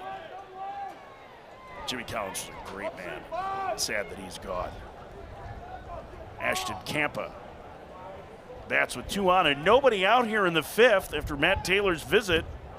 Swing and a miss on an off-speed offering. It's 0-1. But you are right. I mean, the biggest thing that Sean McDermott, the head coach for UIC, told us was the top of the lineup is the one that has all the power. The bottom of the lineup, they're scrappy. They're basically just, hey, get on base and let's get to the top. But they're the ones that are doing all the damage here today. Well, they've got it set up for the top of the order here with nobody out. And listen, chasing 14 runs as it stands right now against Georgia Tech is no easy task, but what you'd like to see, though, is that fight in a team of not just giving up and rolling over and saying, okay, well, this game's over. We're not going to be able to come back. They're going to continue to put at-bats together, and whether or not they can come back or not, that's irrelevant, because here's the other thing. You're kind of playing for the next game at this point. So you want to have that positive mindset where when this game is over, be like, hey, guys, we continue to fight. We continue to put guys on base. We can continue to play here. We can beat anybody. Yeah, and if they don't come back and win this game, regardless of who they play tomorrow, it's going to be a very different style than Georgia Tech. I mean, you're going to play, our night game tonight is the Citadel in Oklahoma, and they're very similar. They do not have a lot of power. They play the inside game. They will run, they will bunt, they will do all those little traditional things that you kind of think of with college baseball. They play exciting brands, but if this team plays defense like this, that's a tough task. And they've shown, down in the lineup, they're running the ball out of the ballpark. Tampa down on strikes. Really good changeup from Lincoln that time. Jackson Willits will lead Oklahoma into the game tonight. They're switch hitting shortstop, the junior and son of Reggie Willits, the older brother of last year's #1 overall pick in the draft, Eli Willits from the Washington Nationals. A relatively new dad. Baby girl Gracie at the end of March. He will help to lead the Sooners into regionals against the Bulldogs at the Citadel, making their first regional appearance in 16 years. And out for Lucas Smith, who pops it up. Foul territory, first base side. Kent Schmidt. He ran into the railing and out of room. Let's take a look here at the bracket for this regional. If you're not familiar, it's a double elimination tournament. The winner moves on to a best 2 out of 3 super regional. They will face the winner of the Lawrence regional in Lawrence, Kansas, where Kansas has an early lead on Northeastern. Games today. Scheduled here in Atlanta. The 0-1 to Smith. Fouled away. 0-2. I'm looking forward to that matchup tonight because I just think it's It's going to be a fun one. the Citadel's playing really well. Oklahoma has not played as well of late, but they have a very talented pitching staff. I'm excited for you to get to see that staff that they put out there. We had a chance to talk to Cam Johnson and LJ Mercurius yesterday. Just great kids. Cam Johnson is a monster. Skip Johnson was showing you video of him. On the mound, a whippy, tall, I mean, 96, muscular. 98 miles an hour Oh. from the left side coming in. He is really, really talented. The 1-2. Smith checks and takes low. The count 2-2.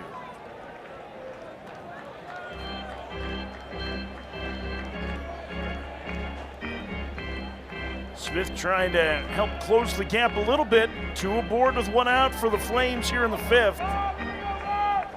McDermott seemed trying to dial up some offense against Georgia Tech here. The 2-2. Inside, and the count is full. Yeah, Lanky does have a really good sinker. 91 and 94. Gets a bunch of ground balls. 57% of the ground balls that he gets off that sinker. And that's exactly what he's looking for in this type of situation. 3-2 count. I don't think that they're going to be going. You want to try to roll a ground ball here if you're Lanky. On the ground, foul.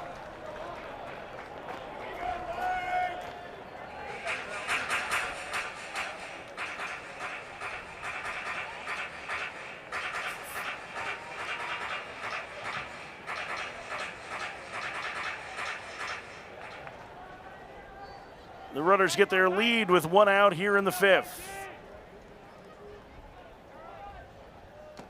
Inside, ball 4, and the bases are now loaded. Well, here's the regional that this one is paired up with. Kansas has a 4-1 lead on the CAA tournament champion Northeastern Huskies. Later tonight, Arkansas and Missouri State. And so Arkansas and Missouri State have some pretty good postseason history. Missouri State won a regional in Fayetteville once. They played in a super regional, I think it was back in 2014. It was supposed to be at Missouri State. Missouri State was a top 8 seed. That one fouled away by Thomas Curry. And because they share a ballpark with the St. Louis Cardinals AA team, they couldn't play at home, so they had to play it in Fayetteville. And they split the first 2 games. They had 2 outstanding starters. John Harris, who was a first rounder, Matt Hall pitched a little bit in the big leagues. And Hall, I mean, just stuffed it against Arkansas and let everybody on their bench and the fans hear about it. I'm not sure that he's even allowed in the state of Arkansas still. On the ground to short, the second for 1, on to first, a double play. Arkansas ended up winning that super regional. And Lakey gets out of the inning thanks to the 6-4-3 twin killing. Carson Kearse getting it started. UIC leaves a pair at 17-3. Georgia Tech halfway through this one.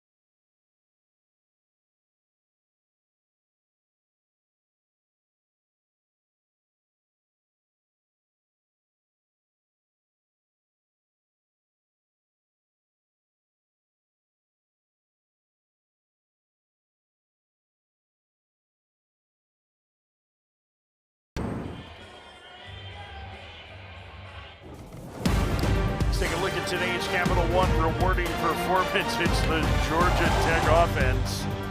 Half a dozen home runs so far. This the longest of the year for the Yellow Jackets. From Vaughn Lackey, Alex Hernandez a pair, including that backside grand slam. You should have just given it to one player. You had to just basically say the whole team is going to get it. 6 homers from 5 different players, and Vaughn Lackey just hanging around now as he's out of the game. I mean, still, 3rd inning, 5 runs on 19 pitches. Then they sent 13 men to the plate in the 4th. Everybody has reached base safely. Only Drew Burress doesn't have a hit. So Tate McKee and Vaughn Lackey, who were all part of the same recruiting class. James Ramsey's club in control here. To get just 12 more outs to go to 1-0 in the regional. And trying to slow him down will be Aiden Terrones, the freshman left-hander from Sherrard, Illinois. That is the same hometown of NBA Hall of Famer Don Nelson. You did not know that, did you? No. It is not a very big town. You don't know who Don Nelson is? No. He's a Hall of Famer. You kids. He's a legend. Sherrard just a little bit south of the Quad Cities. Are you familiar with the Quad Cities? Can I help you there? Do you know the Quad Cities? I'm terrible geography. Don't. I don't lie to people. I'm really bad in geography. Where's the Quad Cities? It's right on the Iowa-Illinois border, right on the Mississippi River. It's 4 cities. 694 people in Sherrard, Illinois, and one of them, Aiden Terrones. 644. He's one of 644. 694. 694. Well, it's So 693 right now now because he left. His parents might be here, might be down at 690. You never know. He's got family in those stands. If this keeps going this way, Gavin, we're going to teach you how to speak like a Chicagoan for 4 days now. There'll be a lot more flat A's coming. Alex Hernandez has had a monster game, a pair of homers, including a grand slam, 6 RBIs. He also has a double. And the count is now full to the right fielder. Yeah, with Terrones on the mound, it's a fastball, curveball, slider. Does throw a changeup as well. That fastball, 89 and 91 miles an hour for the 6'1" lefty.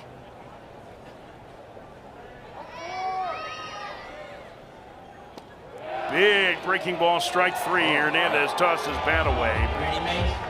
He was fooled more than anything for out number 1. Yeah, that's a good slider, 3-2. They've already seen 2 home runs. They're like, we're not going to just throw you a fastball down the middle. That's a beautiful pitch, working from one side of the plate all the way to the other. Just the second strikeout for UIC pitching today, and here's Kent Schmidt. Yeah, one of the things, too, that we've seen with the UIC pitching staff is they don't really walk too many guys. No. I mean, like, and that plays, right? Like, that's a reason why they're in a regional, is because they just attack. I was talking with Sean McDermott about that, too, and he goes, I kind of, a lot of times will get the pitchers and show them BP and say, hey, look, this guy here is throwing 60 miles an hour, and these guys are popping them up. Really nice play by both Flanagan and Terrones on that play at first to retire Schmidt. 2 outs. I'll tell you this, Terrones got off the mound a little bit. Remember, too, he's a lefty, so he's going to fall off that third base side and then realize, ooh, I better get going. And this just looks like a routine ground ball to Flanagan, gets out, and then all of a sudden it's like, oh, you better get there. And gets there just in time. He really didn't hesitate. Maybe a step. It was a step hesitation, but showed off the speed getting to first base. Parker Brocious takes a strike. It's 0-1. Yeah, no, I think I loved when I heard Sean McDermott say that to you. It's like attack. You see Mitch Mormon, Beard, who's our pitching coach. He goes, look, go out there and just watch BP. We're throwing 60 miles an hour right down the middle. He goes, and these balls are getting either popped up and balls are, ground balls to shortstop. So imagine when you're throwing 90, just go into attack mode early on and can have some success. Of course, you're working against a team like Yeah, Georgia Tech. That's not going to be conducive to good Let success me if you're ask you throwing a it down the question. middle. How many pop-ups did you see from their offense during batting practice at 60 miles an hour today? And I saw a lot of pop-ups over the fence is what they were doing. It seemed like pop-ups, and all of a sudden, there goes the ball. This offense is just a different beast. It is why I think. So there was actually some talk at the end of the season. Should Georgia Tech be the #1 team? And like UCLA did not lose a weekend series all year. They went 28-2 in the Big Ten. They won the Big Ten tournament. They absolutely deserve to be the #1 seed. The concern is that Logan Redeman, their ace, is out again this weekend. He hasn't pitched in about a month. They say he's going to be available for Super Regionals. That's a really good team. They went to Omaha. 7 of the guys in last year's Omaha lineup are back, and then they added Will Gasparino, who's suspended for today's game because of a collision last week, but they're really, really good. I don't want to take anything away from UCLA. As Brocious works back from 0-2 to draw the walk. But this Georgia Tech team is starting to feel like the team to beat. I mean, look, the biggest thing with this Georgia Tech team is their pitching going to be able to be good enough with the offense that they have. And for me, the pitching staff has done way better than even expected. Maybe not from them, but from everybody kind of looking out and saying, hey, this has been one of the biggest things and flaws basically of the team. And I feel like that pitching staff has kind of put that chip on their shoulder and like, hey, we're not only going to be, good, we're going to be one of the better teams in the ACC in the pitching staff department. 2 outs for Will Baker.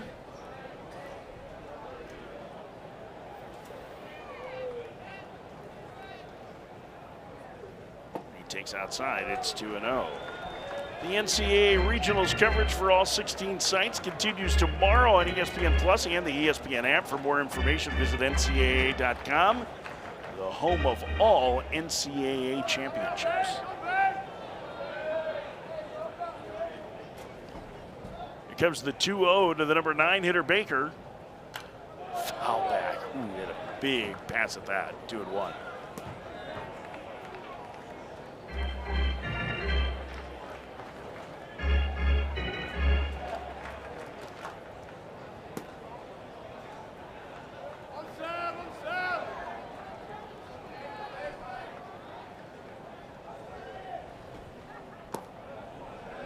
It's 3-1 to Bakers after getting ahead of Brocious 0-2. Geroda's walked him, and now he's fallen behind Baker 3-1.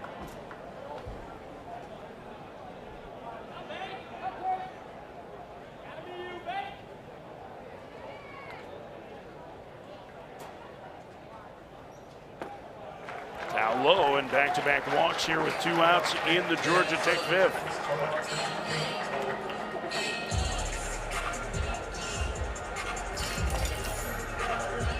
Lackey homered back in the 3rd inning. See that 456-foot blast. And I can see where it landed. Georgia Tech tweeted out where it landed. It was on the football field, the practice field out past the scoreboard. I mean, it's a long way out there. My guess is it bounced at the end, so that in the end is probably 500 some odd feet. Carson Kearse has a home run today as he takes ball 1. Here's the football practice field. We had a chance to do a lot of our interviews in the indoor facility there, the John and Mary Brock football facility. It's beautiful. Well, That's a long way to hit a baseball. Well, who went and got that ball? The sign says stay off the grass. That should just stay there until summer practice starts up.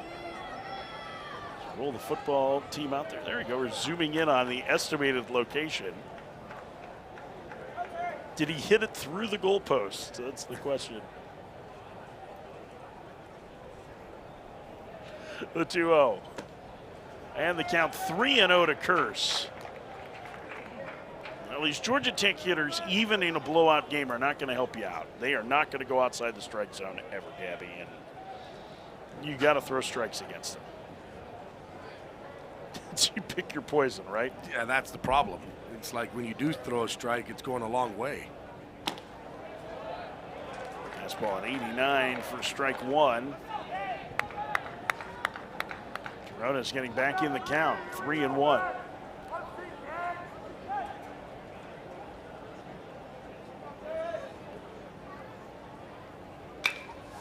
Bouncer to third, and Acosta to second for the fielder's choice. And Chirones, the freshman, posts to 0 here in the 5th to the 6th. Georgia Tech up by 14, 2 touchdowns.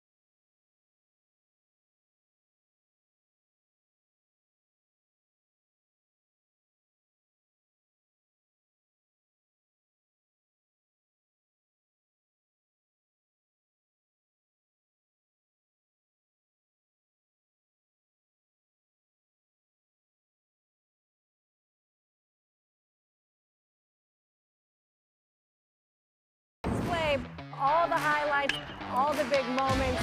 Get a chance to have some big-time fireworks. 6 to 8 games on the screen at one time. You're going to be locked in for that. The season on the line. Hashtag squeeze play. Send us some tweets. Maybe we'll put you on the social wall. The storybook season will continue. Squeeze play is the best way to watch the NCAA baseball tournament going on now at Schick. Mike Rooney, Chris Burke, Chris Budden, all 4 of them taking you around to all of the action. Gabby's a big fan of when they get quadrangular. I love the quadratic. Is that an equation? Caleb Daniels, your new left fielder for Georgia What do Tech. they call it? They do. They said, let's get quadratic. Well, I think that's it. Yeah, I think you're right. That's what Bryn says. Yeah, it's Rooney. Quadratic, right? There's Alex Hernandez has gone to first. Parker Brocious moved to right field. And I trust the professor. You can trust me. I'm wearing glasses. That's the Mike Rooney. Here's Brocious in right. Man, I can see into the future. You saying that those are telescopes? Is that what you're saying? Here's the 1-1 outside, 2-1. Still haven't gotten the fashion report on Coach Rooney out on squeeze play, so we're waiting on that.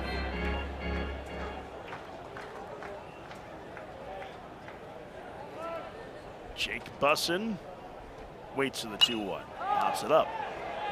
Foul territory, first base side. Alex Hernandez makes the catch.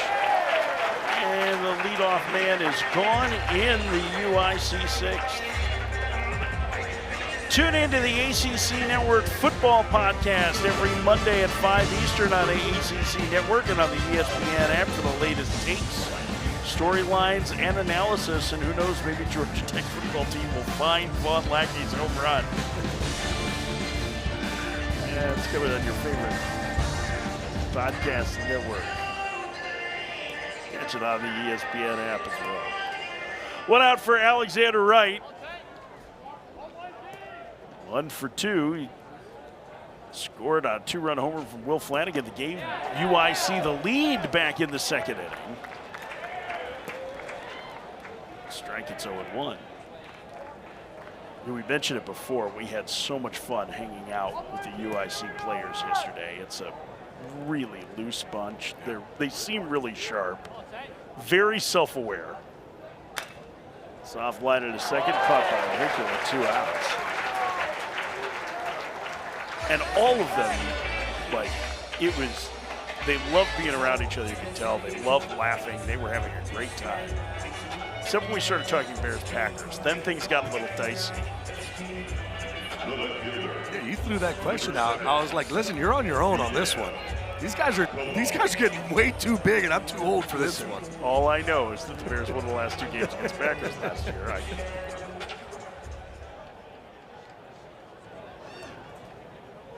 2 outs for Vidal Colon. Colon was one of those guys as a Wisconsinite who was not thrilled with the conversation. Now, I don't want to mess with him either. He was a great high school football player in the state of Wisconsin. Yeah, I told you, you're on your own, buddy. All state on both sides of the ball. Touching a touchy subject there. Oh, yeah, that's all right. I would say that I haven't had much to gloat about in that rivalry in the last 30 years, so I'm going to take the opportunity while I can. It's a victory lap now until Caleb Daniels only completes 54% of his passes. Caleb Williams, not Caleb Daniels. Come on, tighten it up for him. Those USC fans getting a little sun. Undoubtedly still basking in the glory of the Bears' victory. Bouncer to third and foul. The count 1-2 to Cologne.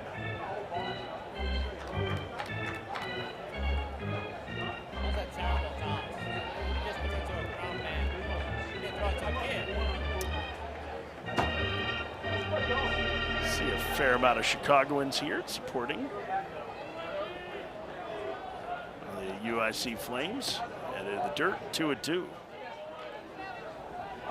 They do like to call themselves Chicago's college team, because they are the one that is Chicago's baseball, Chicago's college team. I think they're trying to beat Northwestern to that, because Northwestern tries to claim it, but they're in Evanston. This is a lot of Midwest talk for you, isn't it? Yes. Foul back.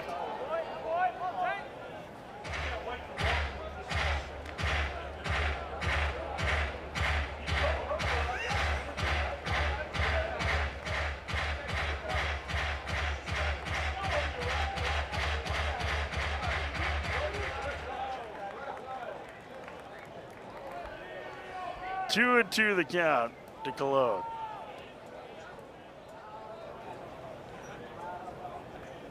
Here's the pitch. Upstairs, and the count is full. 3-2 the count to Cologne. 2 outs, nobody on, top of the 6th inning. Georgia Tech trying to close in on the 1-0 game tomorrow night. 6 home runs for the Yellow Jackets in this one, and Cologne a 2-out single through the middle.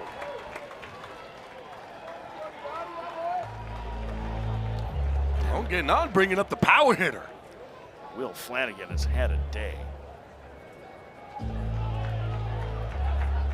Cologne keeping the inning alive for a man with 2 home runs. The first baseman, number 24. Flanagan a solo shot his last trip, a 2-run homer back in the second. He's accounted for all of the UIC offense. He's been the biggest bright spot for them today.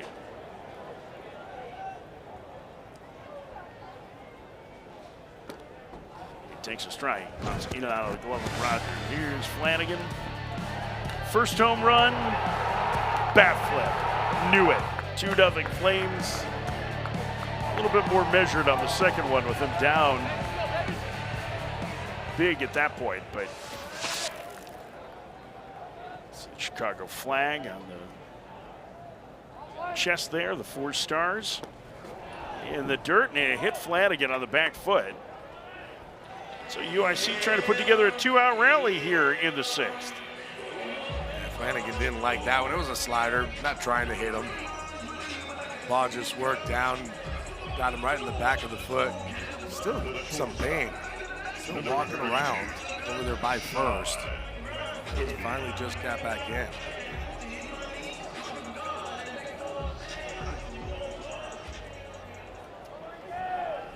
Sean Cody. Single and a walk in his 2 trips. Freshman shortstop. He swings to the first pitch and pops it up. Carson Curse has it, and the inning is over. UIC leaves a pair. Georgia Tech up 17-3. Way to the bottom of the 6th.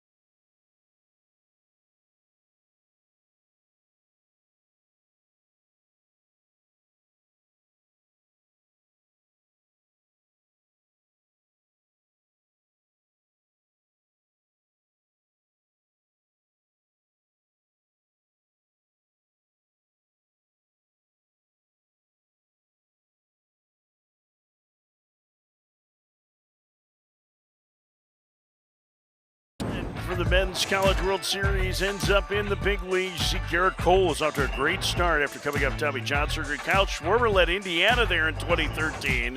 Where's Turner looking? Why are you not looking at the ball going into your glove? Alex Bredman, too, in 2015. Pete Alonso saying, "You can't see me." He went with dead the Gators. center in that College World Series in 15. That was incredible. Adley Rutschman. And what he Paul was able to do, Skeens. Paul Skeens. Skeens Louder, still one of the great games ever in college history. That one will be talked about for years and years and years. Elimination game to go to the finals. LSU against Wake Forest. And those 2 guys were brilliant. Probably put Drew Burris' name on that. If the Georgia Tech team can end the 20-year drought, 20 years since they've been to Omaha. He's still looking for his first hit here. He did draw a walk. He did, yeah, he got on base. He didn't get a hit. There's another guy who would. You might see his name up there, too. Yeah.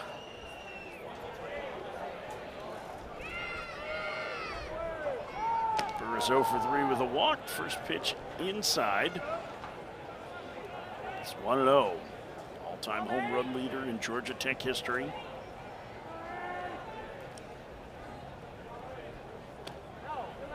Takes upstairs. And the count 2-0. Drew Burris has always been a guy who does not get cheated. I mean, even going back to his high school days on the showcase circuit, he probably played in conservatively 6,000 tournament events over the course of his high school career. He was a staple on the showcase circuits. He was always one of the top performers and one of the most dangerous hitters.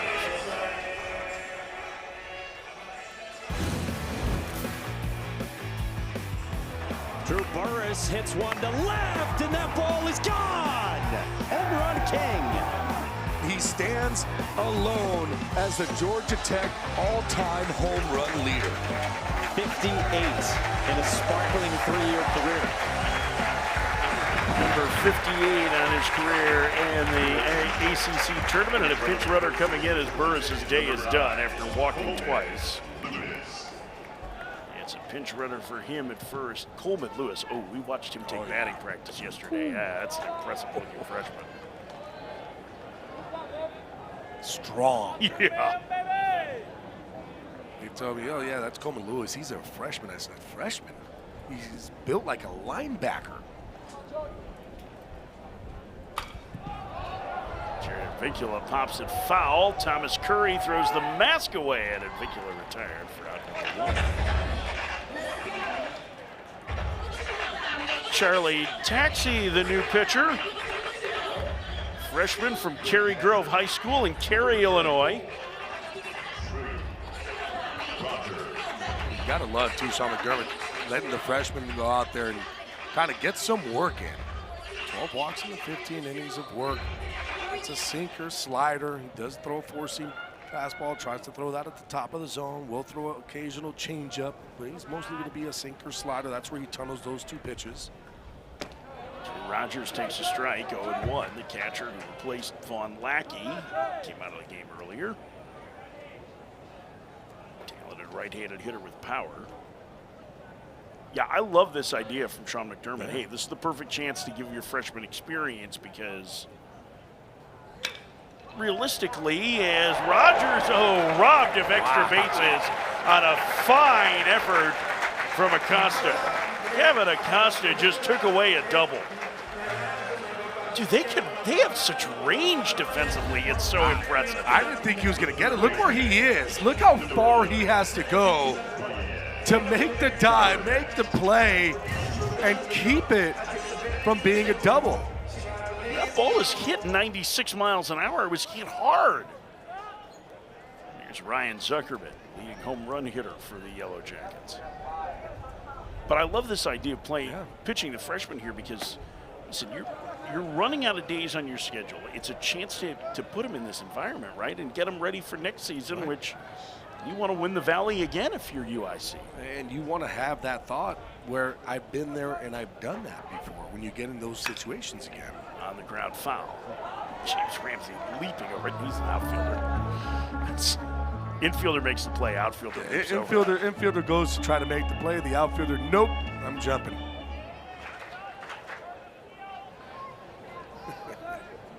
Moving to first base, it's incredibly hard. 2-1.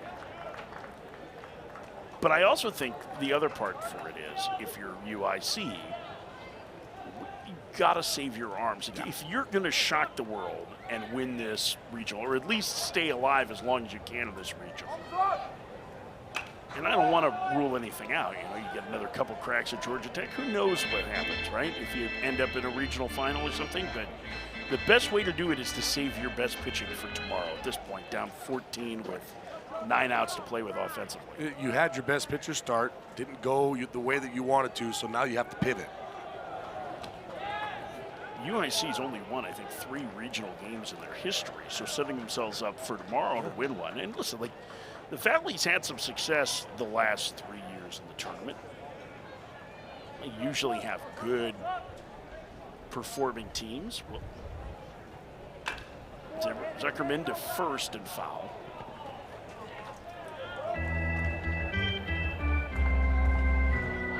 The Horizon League with a big performing team so far today. Milwaukee leading Auburn 10-3. That UW-Milwaukee team, remember, was down in the 9th inning of the Horizon League Finals to Wright State, who was the favorite, and hit a walk-off home run to win the Horizon League Championship.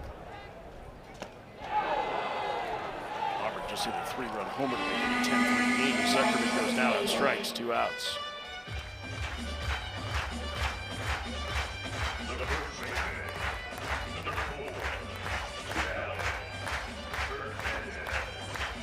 Two outs for Alex Hernandez.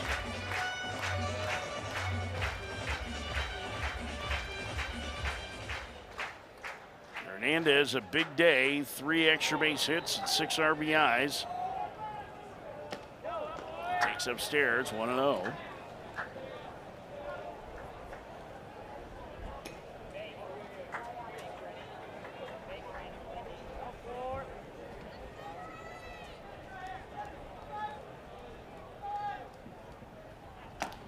Takes a strike.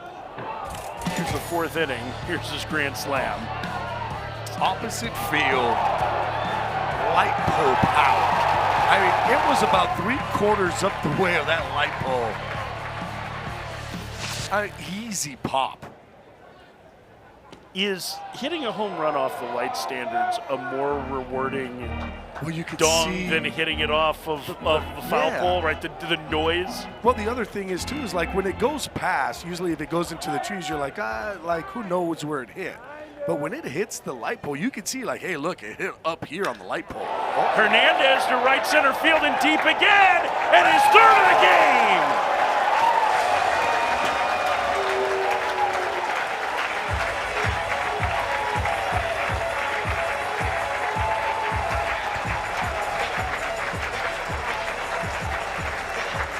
Alex Hernandez, 3 home runs, 9 knocked in, 20 for Georgia Tech. They lead 20-3.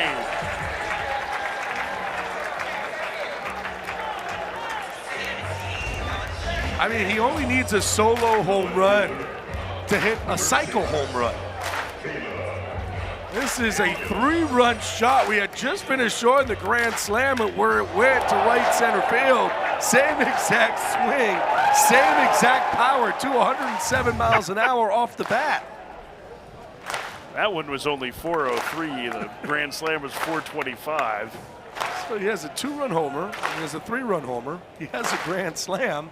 He just needs the solo homer. Starting to get into Mark Whitten territory here. Whitten had a 4-homer, 12 RBI game for the Cardinals once. Yeah, that's a good day at the office, right?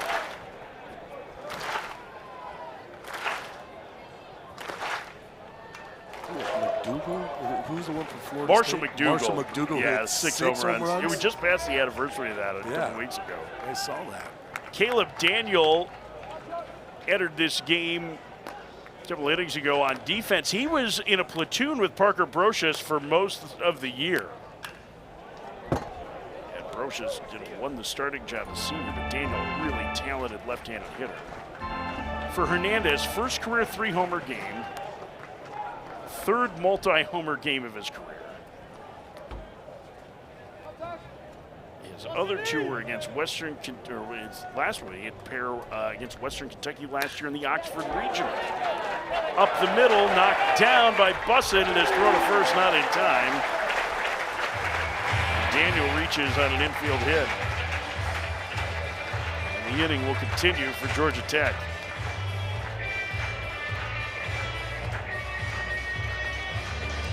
We did the regional a couple years ago in Fayetteville, where Trey Richardson for TCU hit 3 homers and knocked in 11. He had a pair of grand slams. Now, Alex Hernandez is a power hitter. Trey Richardson was not. Liner to Roches to center field. Smith makes the diving attempt and it bounces away. They will stop Daniel at 3rd on the double for Brocious. Great effort for Lucas Smith at center. Could not haul it in.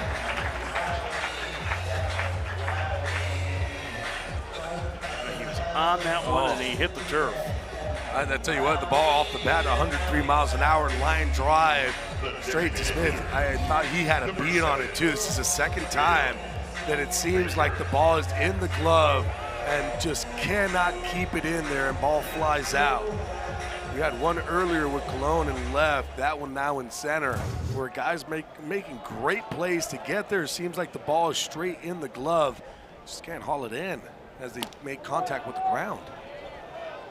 First pitch strike to Will Baker. Couple of hits for the number 9 hitter today.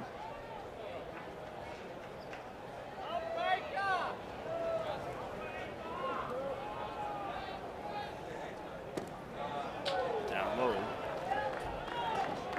Count 1-1.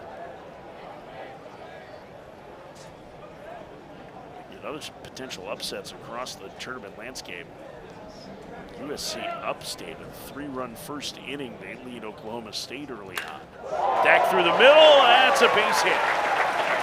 2 runs are going to come home to score on the single from Will Baker. It's 22-3.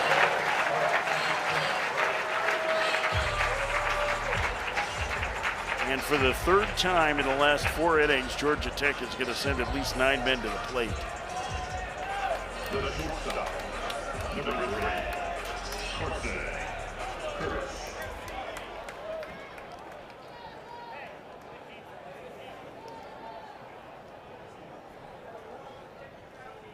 Just a quick reminder, too, there is no early termination rule in the regional round, so this one's going to play all the way through 9 innings.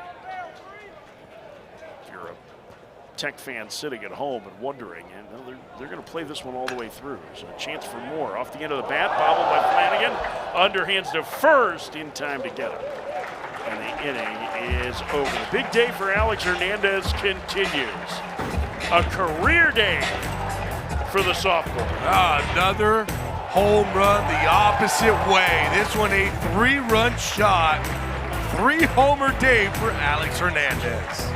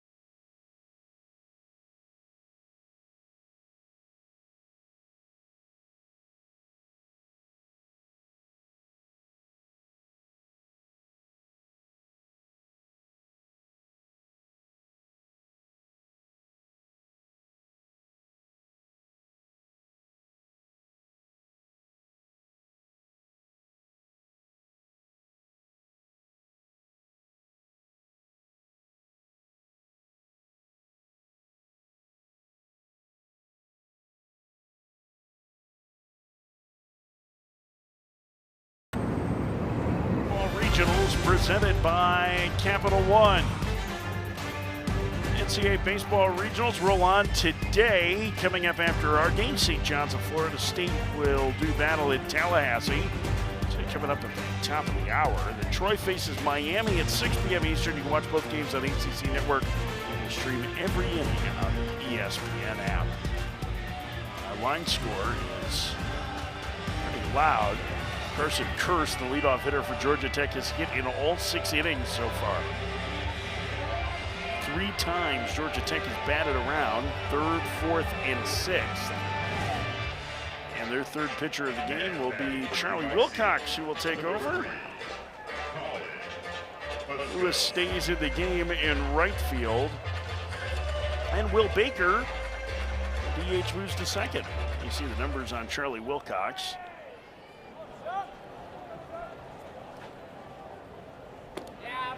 First pitch is a strike to Gavin Acosta. It's 0-1. Chance for one of the younger arms now for Georgia Tech to get into the action here in a regional. Shallow right, and Lewis, the new right fielder, makes the catch for out number 1. Yeah, kind of like what UIC and Sean McDermott are doing. James Ramsey kind of doing the same exact thing. Let's get some guys in there, especially in a 22-3 ball game, just to get them some work, to go out there, to kind of feel the crowd, because it's a big crowd, it's a loud crowd, they're lively. So why not? Get that energy out there, kind of understand how to utilize it, so all of a sudden later on in the tournament, you can already kind of be like, okay, I've already been out here, I've already done it, I've already pitched in this. I would fully expect Wilcox to have a pretty big role for Georgia Tech next year. He was a highly touted recruit coming in, was a top 250 draft prospect last year. Towards the middle, and Zuckerman in the shift throws him out. 2 outs, he's camping back. But he was a really good draft prospect. A great changeup as a prep player. He's got great stuff. You kind of look at the numbers, it's a good fastball slider. You talk about the changeup. There's a lot of miss rate on that changeup. When he's able to throw it, the fastball velocity, 92 to 95. get up to 96. Like, he's got a great arm. Well, I remember seeing him at Perfect Game National before his senior year in high school. And the other thing that stood out is he had insane bat speed. Like, he was a two-way player. Like, you can tell he is super athletic. I know you don't like to give pitchers credit for their athleticism. Some of them I do. Some of them, we could see it where it's just not great. He also, and I can't tell if it's just the stirrups, but he appears to have enormous calves. It's like Mark Pryor's zone here. Those are some big calves. That is, he's on his way to being Calfzilla. Maybe it's just the high pants and the stirrups.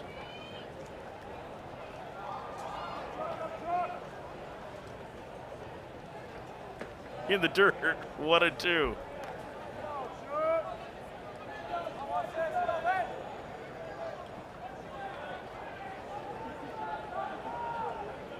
(22-3), Georgia Tech in the 7th. Lucas Smith hitless today.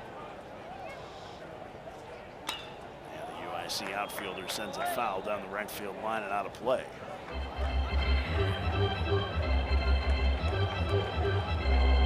Smith, excellent defensive center fielder.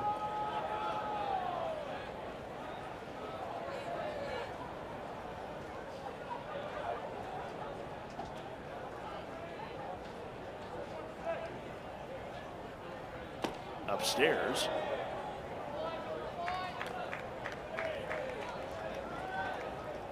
And the count 2-2 to Smith.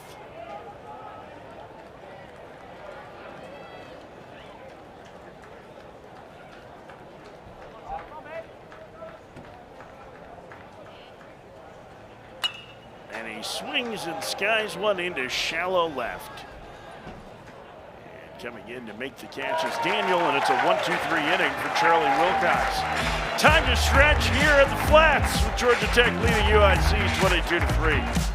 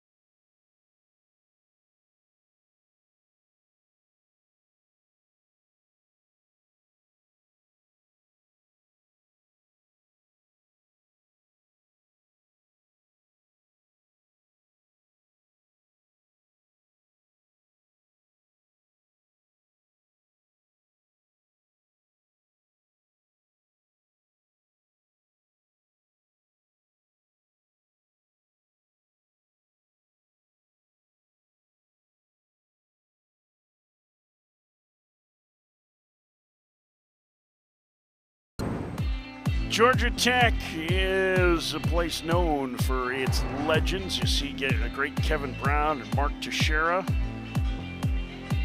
And Jason Varitek.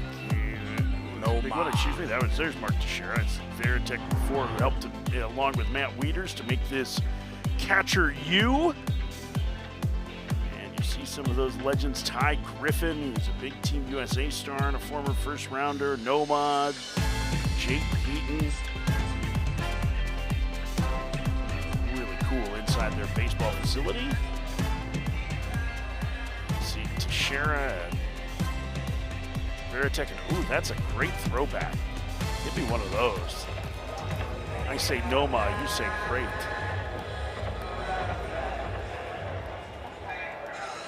Georgia Tech fans have enjoyed this muggy afternoon. And like I Vitellero is on out of the bullpen for UIC. Former D2 Junior College National Champion at Heartland Community College. His second year with the Flames program. Some changes defensively now for UIC as well. There's a strike. Del Colon moves from left field to center field.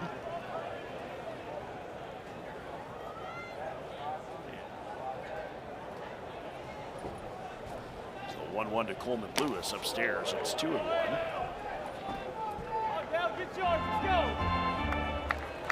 See, new left fielder for UIC, Cale Jensen, and the new third baseman, the all-time leading hitter at the University of Dubuque, Colin Husko, transferred from Division III.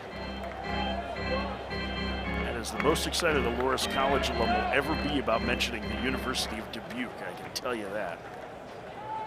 Staunch rivalry across town. I've been waiting for that one. Had been. Swing and a miss. Lewis down on strikes, 1 out. I will always represent the Rivers Conference. Whether you're in Dubuque, Des Moines, Davenport, Clear Lake, Mason City, Ames, you really ought to give Squeeze Play a try. Just use the QR code and you can catch Mike Rooney, Chris Burke, Chris Budden, Matt Schick, getting you to all of the regional sites and all the best action. Watch it now. Use the QR code, pops up on the app. Pinch hitter here for Georgia Tech. Judson Hartwell, the freshman.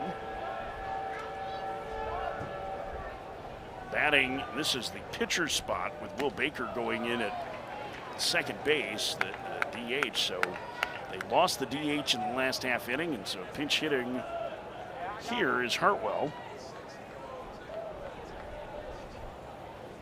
James Ramsey emptying the bench in this game.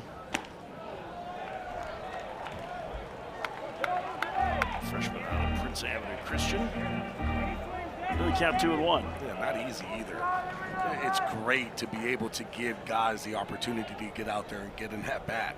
But for the guys who are getting the at-bats, some of these guys haven't been playing for a very long time because of the way the team has been going. Like, imagine being a freshman being recruited by Georgia Tech, and it's like, listen, we're going to add you to the roster, but you're probably not going to play this year. But next year, there should be a lot of opportunity. A lot of opportunity right? for you to go out there. Come here, develop for a year, get a chance to win a national championship, and then get all sorts of opportunities. This team is going to look a lot different next year. They are not worried about next season right now, I can tell you that. They are worried right now about getting back to Omaha. And what's funny is we did see the group of guys who basically don't play hitting first round of BP. There's guys there that would be playing on a lot of teams. A lot of power. We were seeing balls just absolutely launched. And we were sitting there going, and these guys are guys that can't crack a lineup. I mean, we're standing there, and remember, Gabby is a former Major League All-Star. And we're watching the guy, like literally the guys that are not playing all year, and he's going, my word. Some of the balls that they're hitting. Just launching baseballs. And it's, you start to look and you're just, how deep is this lineup? You have guys who don't play that other teams would be saying, come on in, you can play every day. Well, I think the thing that's so interesting about it, as this bounced to third, and Husko will throw to first for round number 2. But the thing to me that's so interesting is that we just saw Wilcox come in, right? So, like, they have depth in the position player group, and we have not spent, because the offense is so awesome and because I think we've been conditioned to think, yeah, Georgia Tech can hit, but they struggle on the mound. The thing is that we have not paid enough attention to how much depth they have built to allow these talented freshmen like Wilcox to be able to develop behind the scenes where they can get bigger roles next year. And it's not, like, even a year ago, I feel like he would have been forced into situations that maybe he wasn't quite ready for, because they didn't have that same pitching depth. That's the unsung part of this. Yellow Jackets team. They don't beat themselves very often. There's similarities between them and North Carolina. North Carolina is maybe not quite as deep on the mound, but more talented as Rogers lines it to left and it'll get down for a base hit. Take a big turn at first. He's heading for second, and it's a 2-out double for the catcher. But their arms might be bigger, more talented, but they're not deeper than Georgia Tech is. And they don't beat themselves very often. And that's the thing that both those teams do so well. You are right. They go out there. One, this Georgia Tech team, pitching-wise, is very good. Now, you basically will say that UNC team probably better front-end guys, but when you look at what Georgia Tech has been able to do throughout the season, like they've got a lot of length too in that bullpen, and they got some guys who can throw that baseball and throw it hard. Nathaniel Coupe fouls that one back, 0-1. Redshirt sophomore.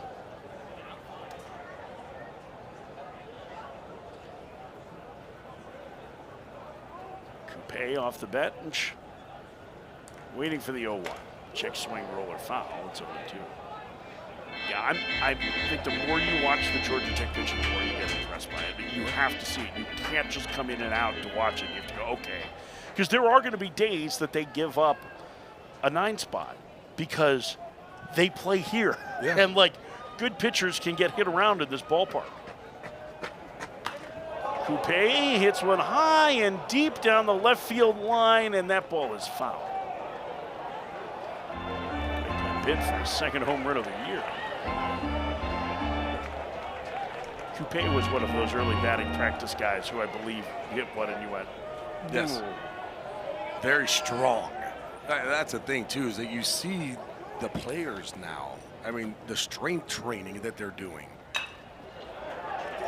Diving stop by Cody. It squirts away, and it'll be an infield single for Coupe. But again, all of a sudden, like that's the another play that UIC has made and the infielders have of keeping the ball in the infield and not letting Georgia Tech score a run. That's an easy play when it's 22-3 to say, just let it go through, here we go. But these guys are still playing for each other, still playing hard. A full extension dive just to get close to getting a glove on that one and just keeping it in the infield. It's because the Chicago guys, they don't give up. They do not give Alex Hernandez, 3 homers, 9 knocked in today, a career day. First pitch in the air to right, going back to the fence, and it's caught on a leaping grab by Wright, right in front of the Mark Teixeira side. And he able to haul one in that looked like it may have given Hernandez his 4th of the day. Didn't quite get it, but so close. Right, did he rob it? Not quite. 22-3, Georgia Tech.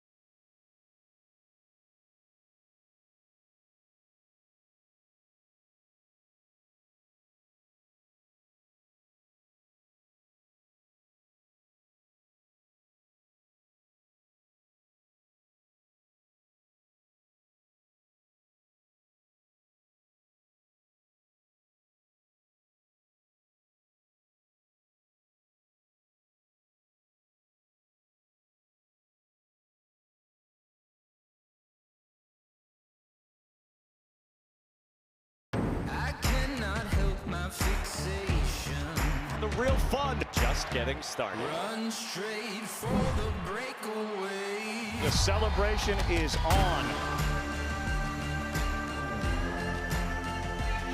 Closing in on Omaha. And this one, Georgia Tech with the lead. Later this evening, Oklahoma and the Citadel, weather permitting. It is muggy and rain expected in Atlanta.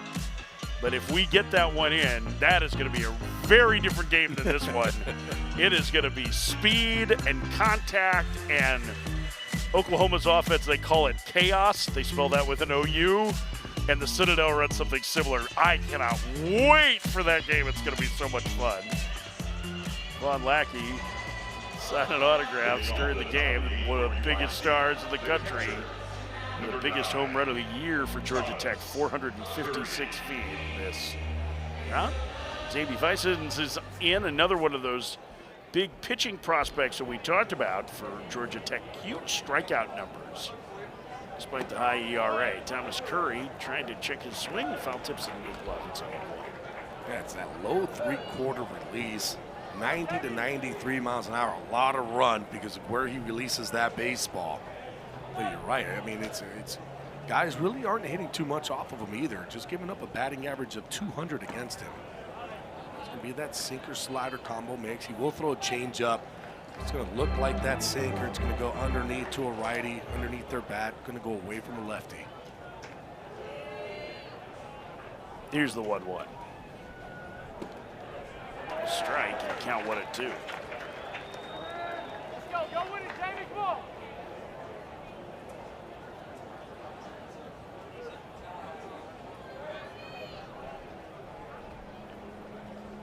The pitch. On the ground, back through the middle, a base hit for Thomas Curry, and he's aboard to start the UIC 8th. So later today, the Citadel will take on Oklahoma, upstate with the lead over Oklahoma State. And it's a good year for the smaller schools in South Carolina. Just the second postseason in more than 50 years like Clemson and South Carolina. South Carolina, we did not expect to be a postseason team this year. They are going through a coaching search now. Clemson is the one that's a little bit of a surprise. It was a rough year for Eric Baggage's group in the ACC. The Citadel and USC Upstate carrying the torch for the Palmetto State.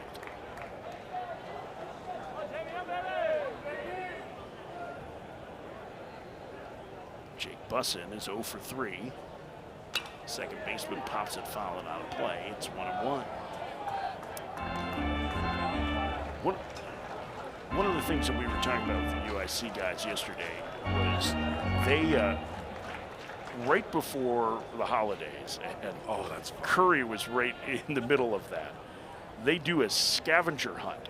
This is part of, like when recruits come to UIC, part of the recruiting pitch is they take them on public transit. Bussin unloads to left center field. It is a deep two-run homer off the video board to make it 22-5.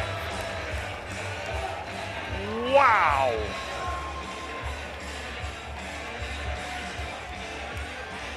That train was the Express. 106 miles an hour off the bat, an absolute tank from the second baseman. Yeah, third homer of the game for the Flames. He knew he got it too. When you hit your 19th home run on the season, as soon as it comes off the bat, you're saying, yep, that's a homer. You just gotta love that this UIC team, doesn't matter the score, they're just continuing. Putting good at-bats together. They're not gonna just lay down for anybody. They're gonna keep fighting to the end. 22-5, the score. We were talking a little bit to those guys about the scavenger hunt that they do, and they had to do all sorts of different things like go and find a New York-style slice in Chicago, which irritated me, I have to admit. Well, that's what makes it hard, the scavenger hunt. It's the fourth best style of pizza in Chicago, behind tavern style, deep dish, and Detroit style, I would say. But that's just me. They had to go to Wrigley Field, get pictures taken, and then they had to race back, and they got a prize. Thomas Curry, he just scored on that home run, said my team won. It's like, I got this sweet quarter zip, and I wear it at all the team meals. Says everybody else has to come in their polo shirt, but if you won, you got the quarter zip, and you get to wear that. And he was so proud of it, too. It was just a blast. Grounded to short, 2 outs. Sorry, 1 out. Right to first out here in the UIC 8th. Shortstop. But it is Georgia Tech. Second baseman there is Will Baker. Moved over to short. Now, all sorts of defensive changes for the Yellow Jackets now. James Hackett is going to come off the bench to pinch hit for Cologne. First pitch is a strike. It's 0-1. Hackett transfer from Boston College. Glenview native, northern suburbs of Chicago. He takes the count 1-1.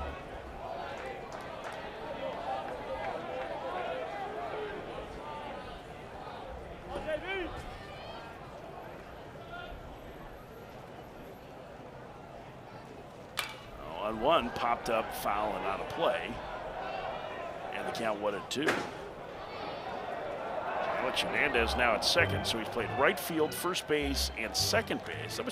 They were trying to find the right spot for him this year. He played a couple of different spots early on, played some first when Kent Schmidt was out of the lineup, played some second early in the season. Jaron Vinkula, obviously was coming in as a pretty high-profile transfer, but right field is where Hernandez is settled on. Today he's just having a great day offensively with 3 homers and 9 RBIs. Hackett locked up, 2 outs.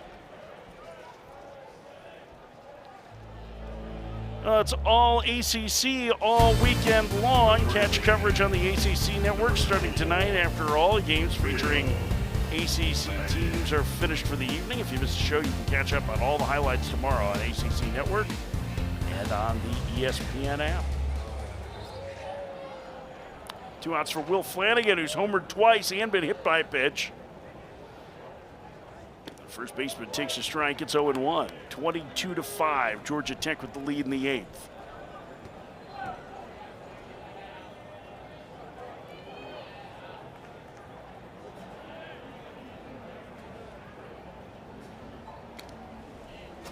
That went inside. The count 1-1 to Flanagan.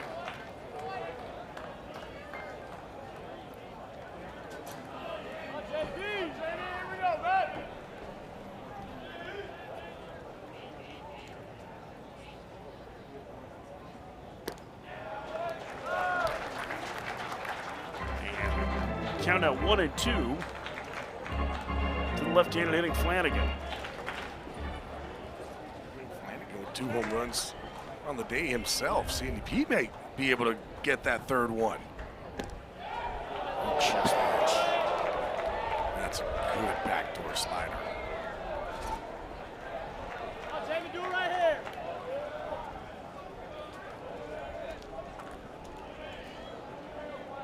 2 balls and 2 strikes. The pitch just does get a piece to stay alive. Maybe something to have a 3-homer game in a regional. Even a losing effort would be pretty cool. I mean, 2 homers.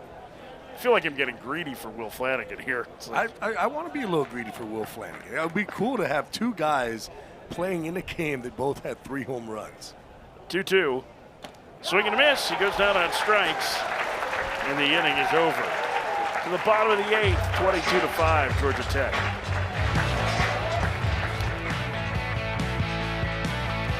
Good work, Jinx.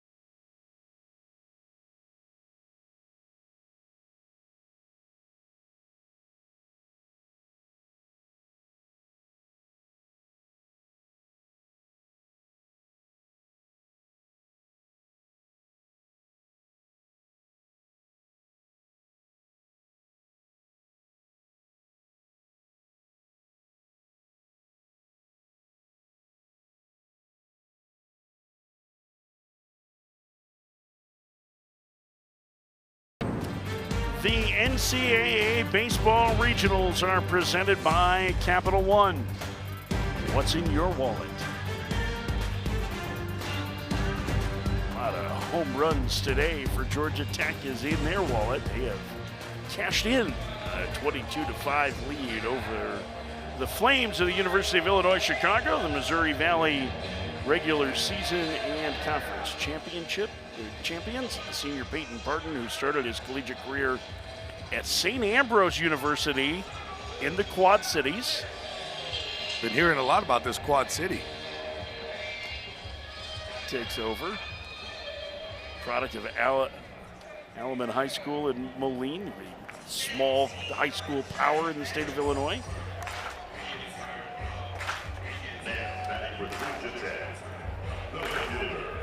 Caleb Daniel will lead things off for Georgia Tech.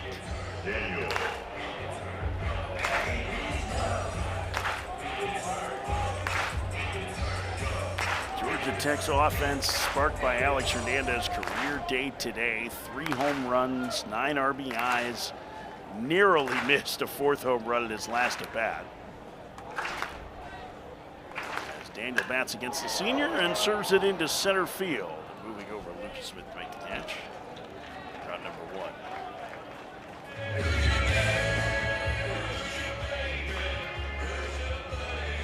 Take that back. That was Alexander Wright, who's now in center field. There have been a lot of changes defensively for both these teams. Fortunately, Gabby's keeping track, and he will give them all to you post-game.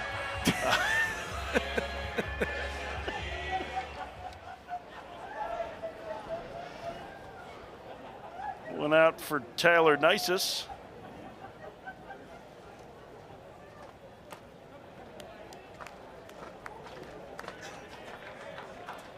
Nisus, a junior pinch hitter.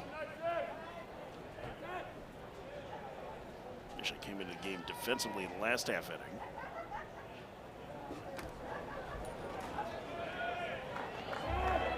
It's down low. Count 2-0. Out of Dalton High School, he was the Dalton Daily Citizen All-Area Player of the Year his junior year in high school. Dalton, Georgia, which is not near the Quad Cities.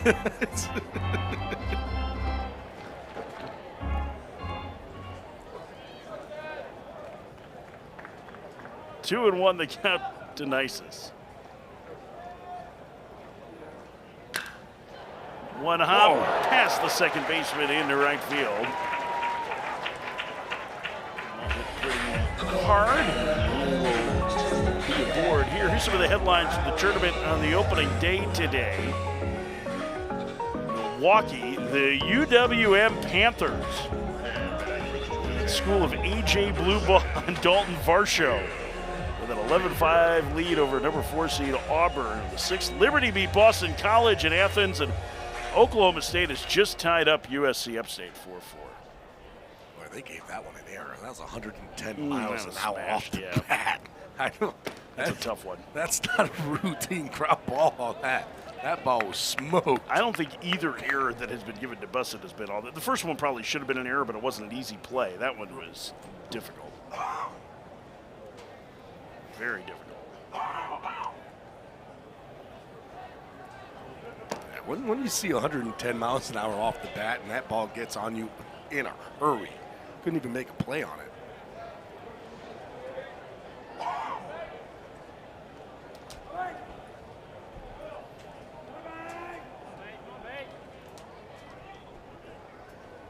Barton set.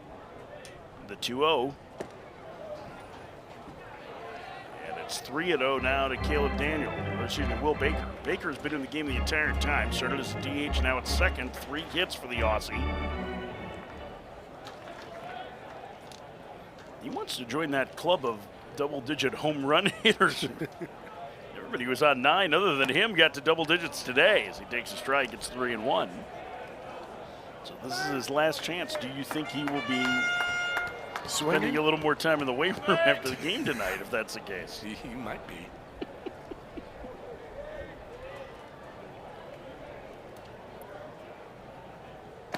outside, ball 4. And now 2 aboard with 1 out here in the Georgia Tech 8th. Might do an extra couple push-ups in the dugout.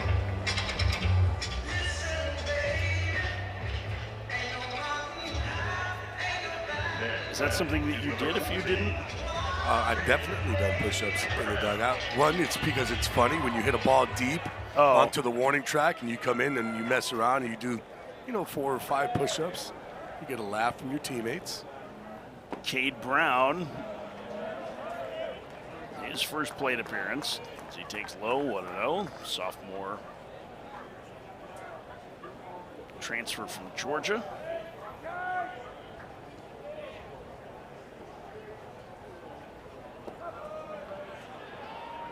He takes low again on the count of 2-0. Played for his dad.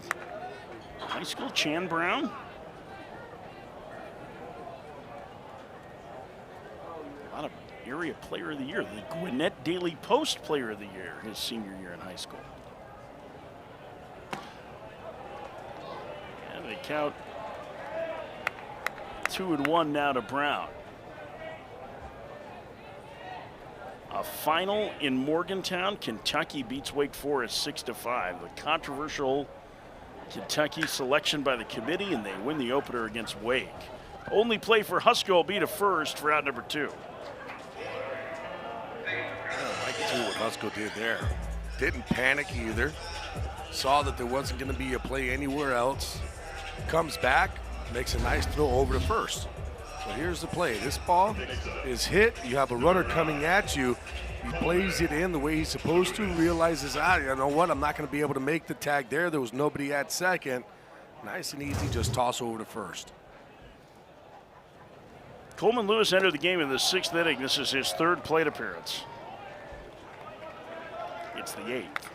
It's 22-5, Georgia Tech.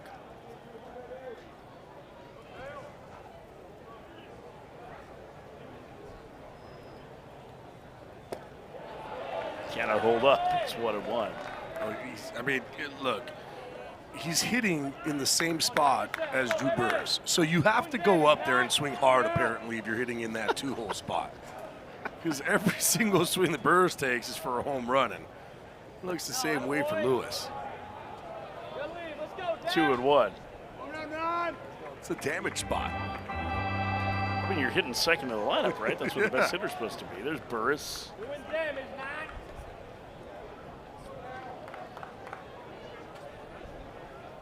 2-1 the count.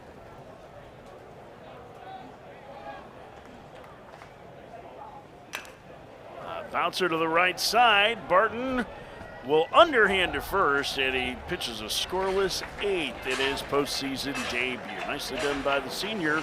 We head to the 9th. Georgia Tech 3 outs away from the 1-0 game.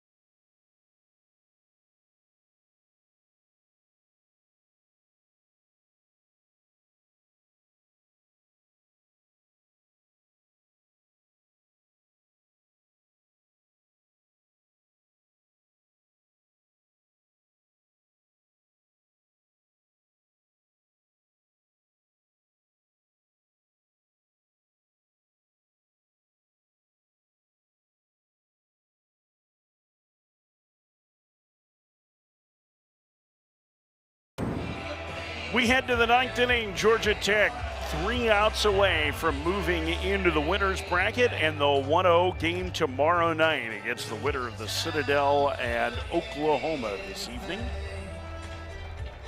Game will follow this one. There you see Skip Johnson's crew waiting and watching today as they get ready to take on the Citadel, two teams that are going to run and bunt and play a much different style of baseball than we have seen this afternoon offensively. Adam McKelvey, the sophomore left-hander, will get the 9th inning here for Georgia Tech. They'll face the bottom of the order, Sean Cody, Gavin Acosta, and then to the top with Ashton Campa.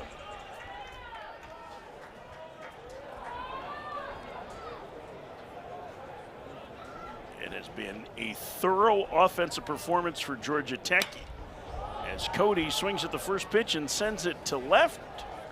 And Caleb Daniel put it away, 1 pitch, 1 out here in the 9th. Georgia Tech's offense has been as advertised today, I would say. I think that's the understatement. I mean, what they were able to do today, and it was just, again, up and down the lineup, the power, the home runs, coming from different spots. You had Javon Lackey who hit the home run, and all of a sudden Alex Hernandez, who, is not really known too much for that power, has a 3 home run game for himself. You saw Hernandez there, who 9 RBIs, narrowly missed his 4th home run in his last at bat, flew out to the warning track in right. Colin Husko bats. Took over for Gavin Acosta defensively. Mentioned before, all-time leading hitter at batting average for the University of Dubuque in the American Rivers Conference, Division III in Iowa and in Nebraska. That one fouled away down the left field line. It's 0-2. This is a collection of D3 players, Division II, some JUCO transfers, a couple of D1 kickbacks, and 21 new players on this UIC roster this year. And I really wanted to change the culture of the program, and it sounds like they've done that. And I think you've highlighted it a couple times, Gabby. Despite the fact that the scoreboard says that this is not a close game, they have played like it is. To right field, and now Georgia Tech 1 out away from the winner's bracket. It's just something that they're going to be able to take for tomorrow's ball game. Where, hey, look, we just played against a buzzsaw of a team. An offense that just came out and did what they've been doing all season long, which is just putting up a bunch of runs. But they never quit, they never gave up. Hit a couple home runs themselves. Look, put 5 runs on the board. These are they're small victories, even in a loss, that you can take with you. The question is, can anybody stop Georgia Tech in this regional or beyond? Eli Selby pinch hits, first pitch, swinging. Hernandez fitting that he would record the final assist after his 3-homer game at Georgia Tech into the winner's bracket after they take care of business against the 4-seed UIC. The final today, 22-5. Easy win today for the Yellow Jackets as they await the winner of tonight's game between the Citadel and Oklahoma.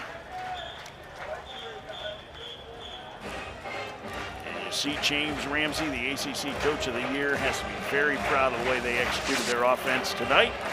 There's the bracket. Winner of the night game gets Georgia Tech tomorrow afternoon. We will have an elimination game between the Flames and the loser of tonight's game between Oklahoma and the Citadel. And it's just a relentless offense for Georgia Tech, and one of the most impressive postseason offensive performances I think we've seen.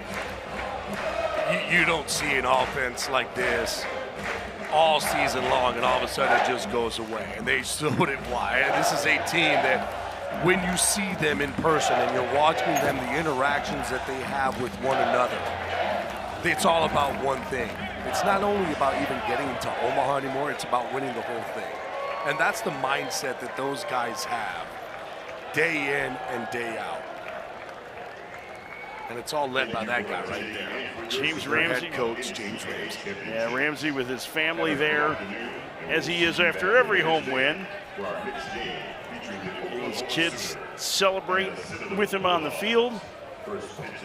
And Georgia Tech taking care of business today, and now a chance tomorrow to take control of the regional in what should be a raucous Saturday night here in Atlanta. Final score today, 22-5. Georgia Tech takes care of UIC in the opener.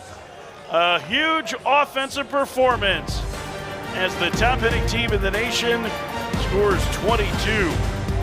Our next game will be Oklahoma and the Citadel. For Gabby Sanchez and our entire crew here on the Flats, I'm Mike Farron. Thanks for joining us on ACC Network for the opener of the 2026 Regionals. Georgia Tech wins.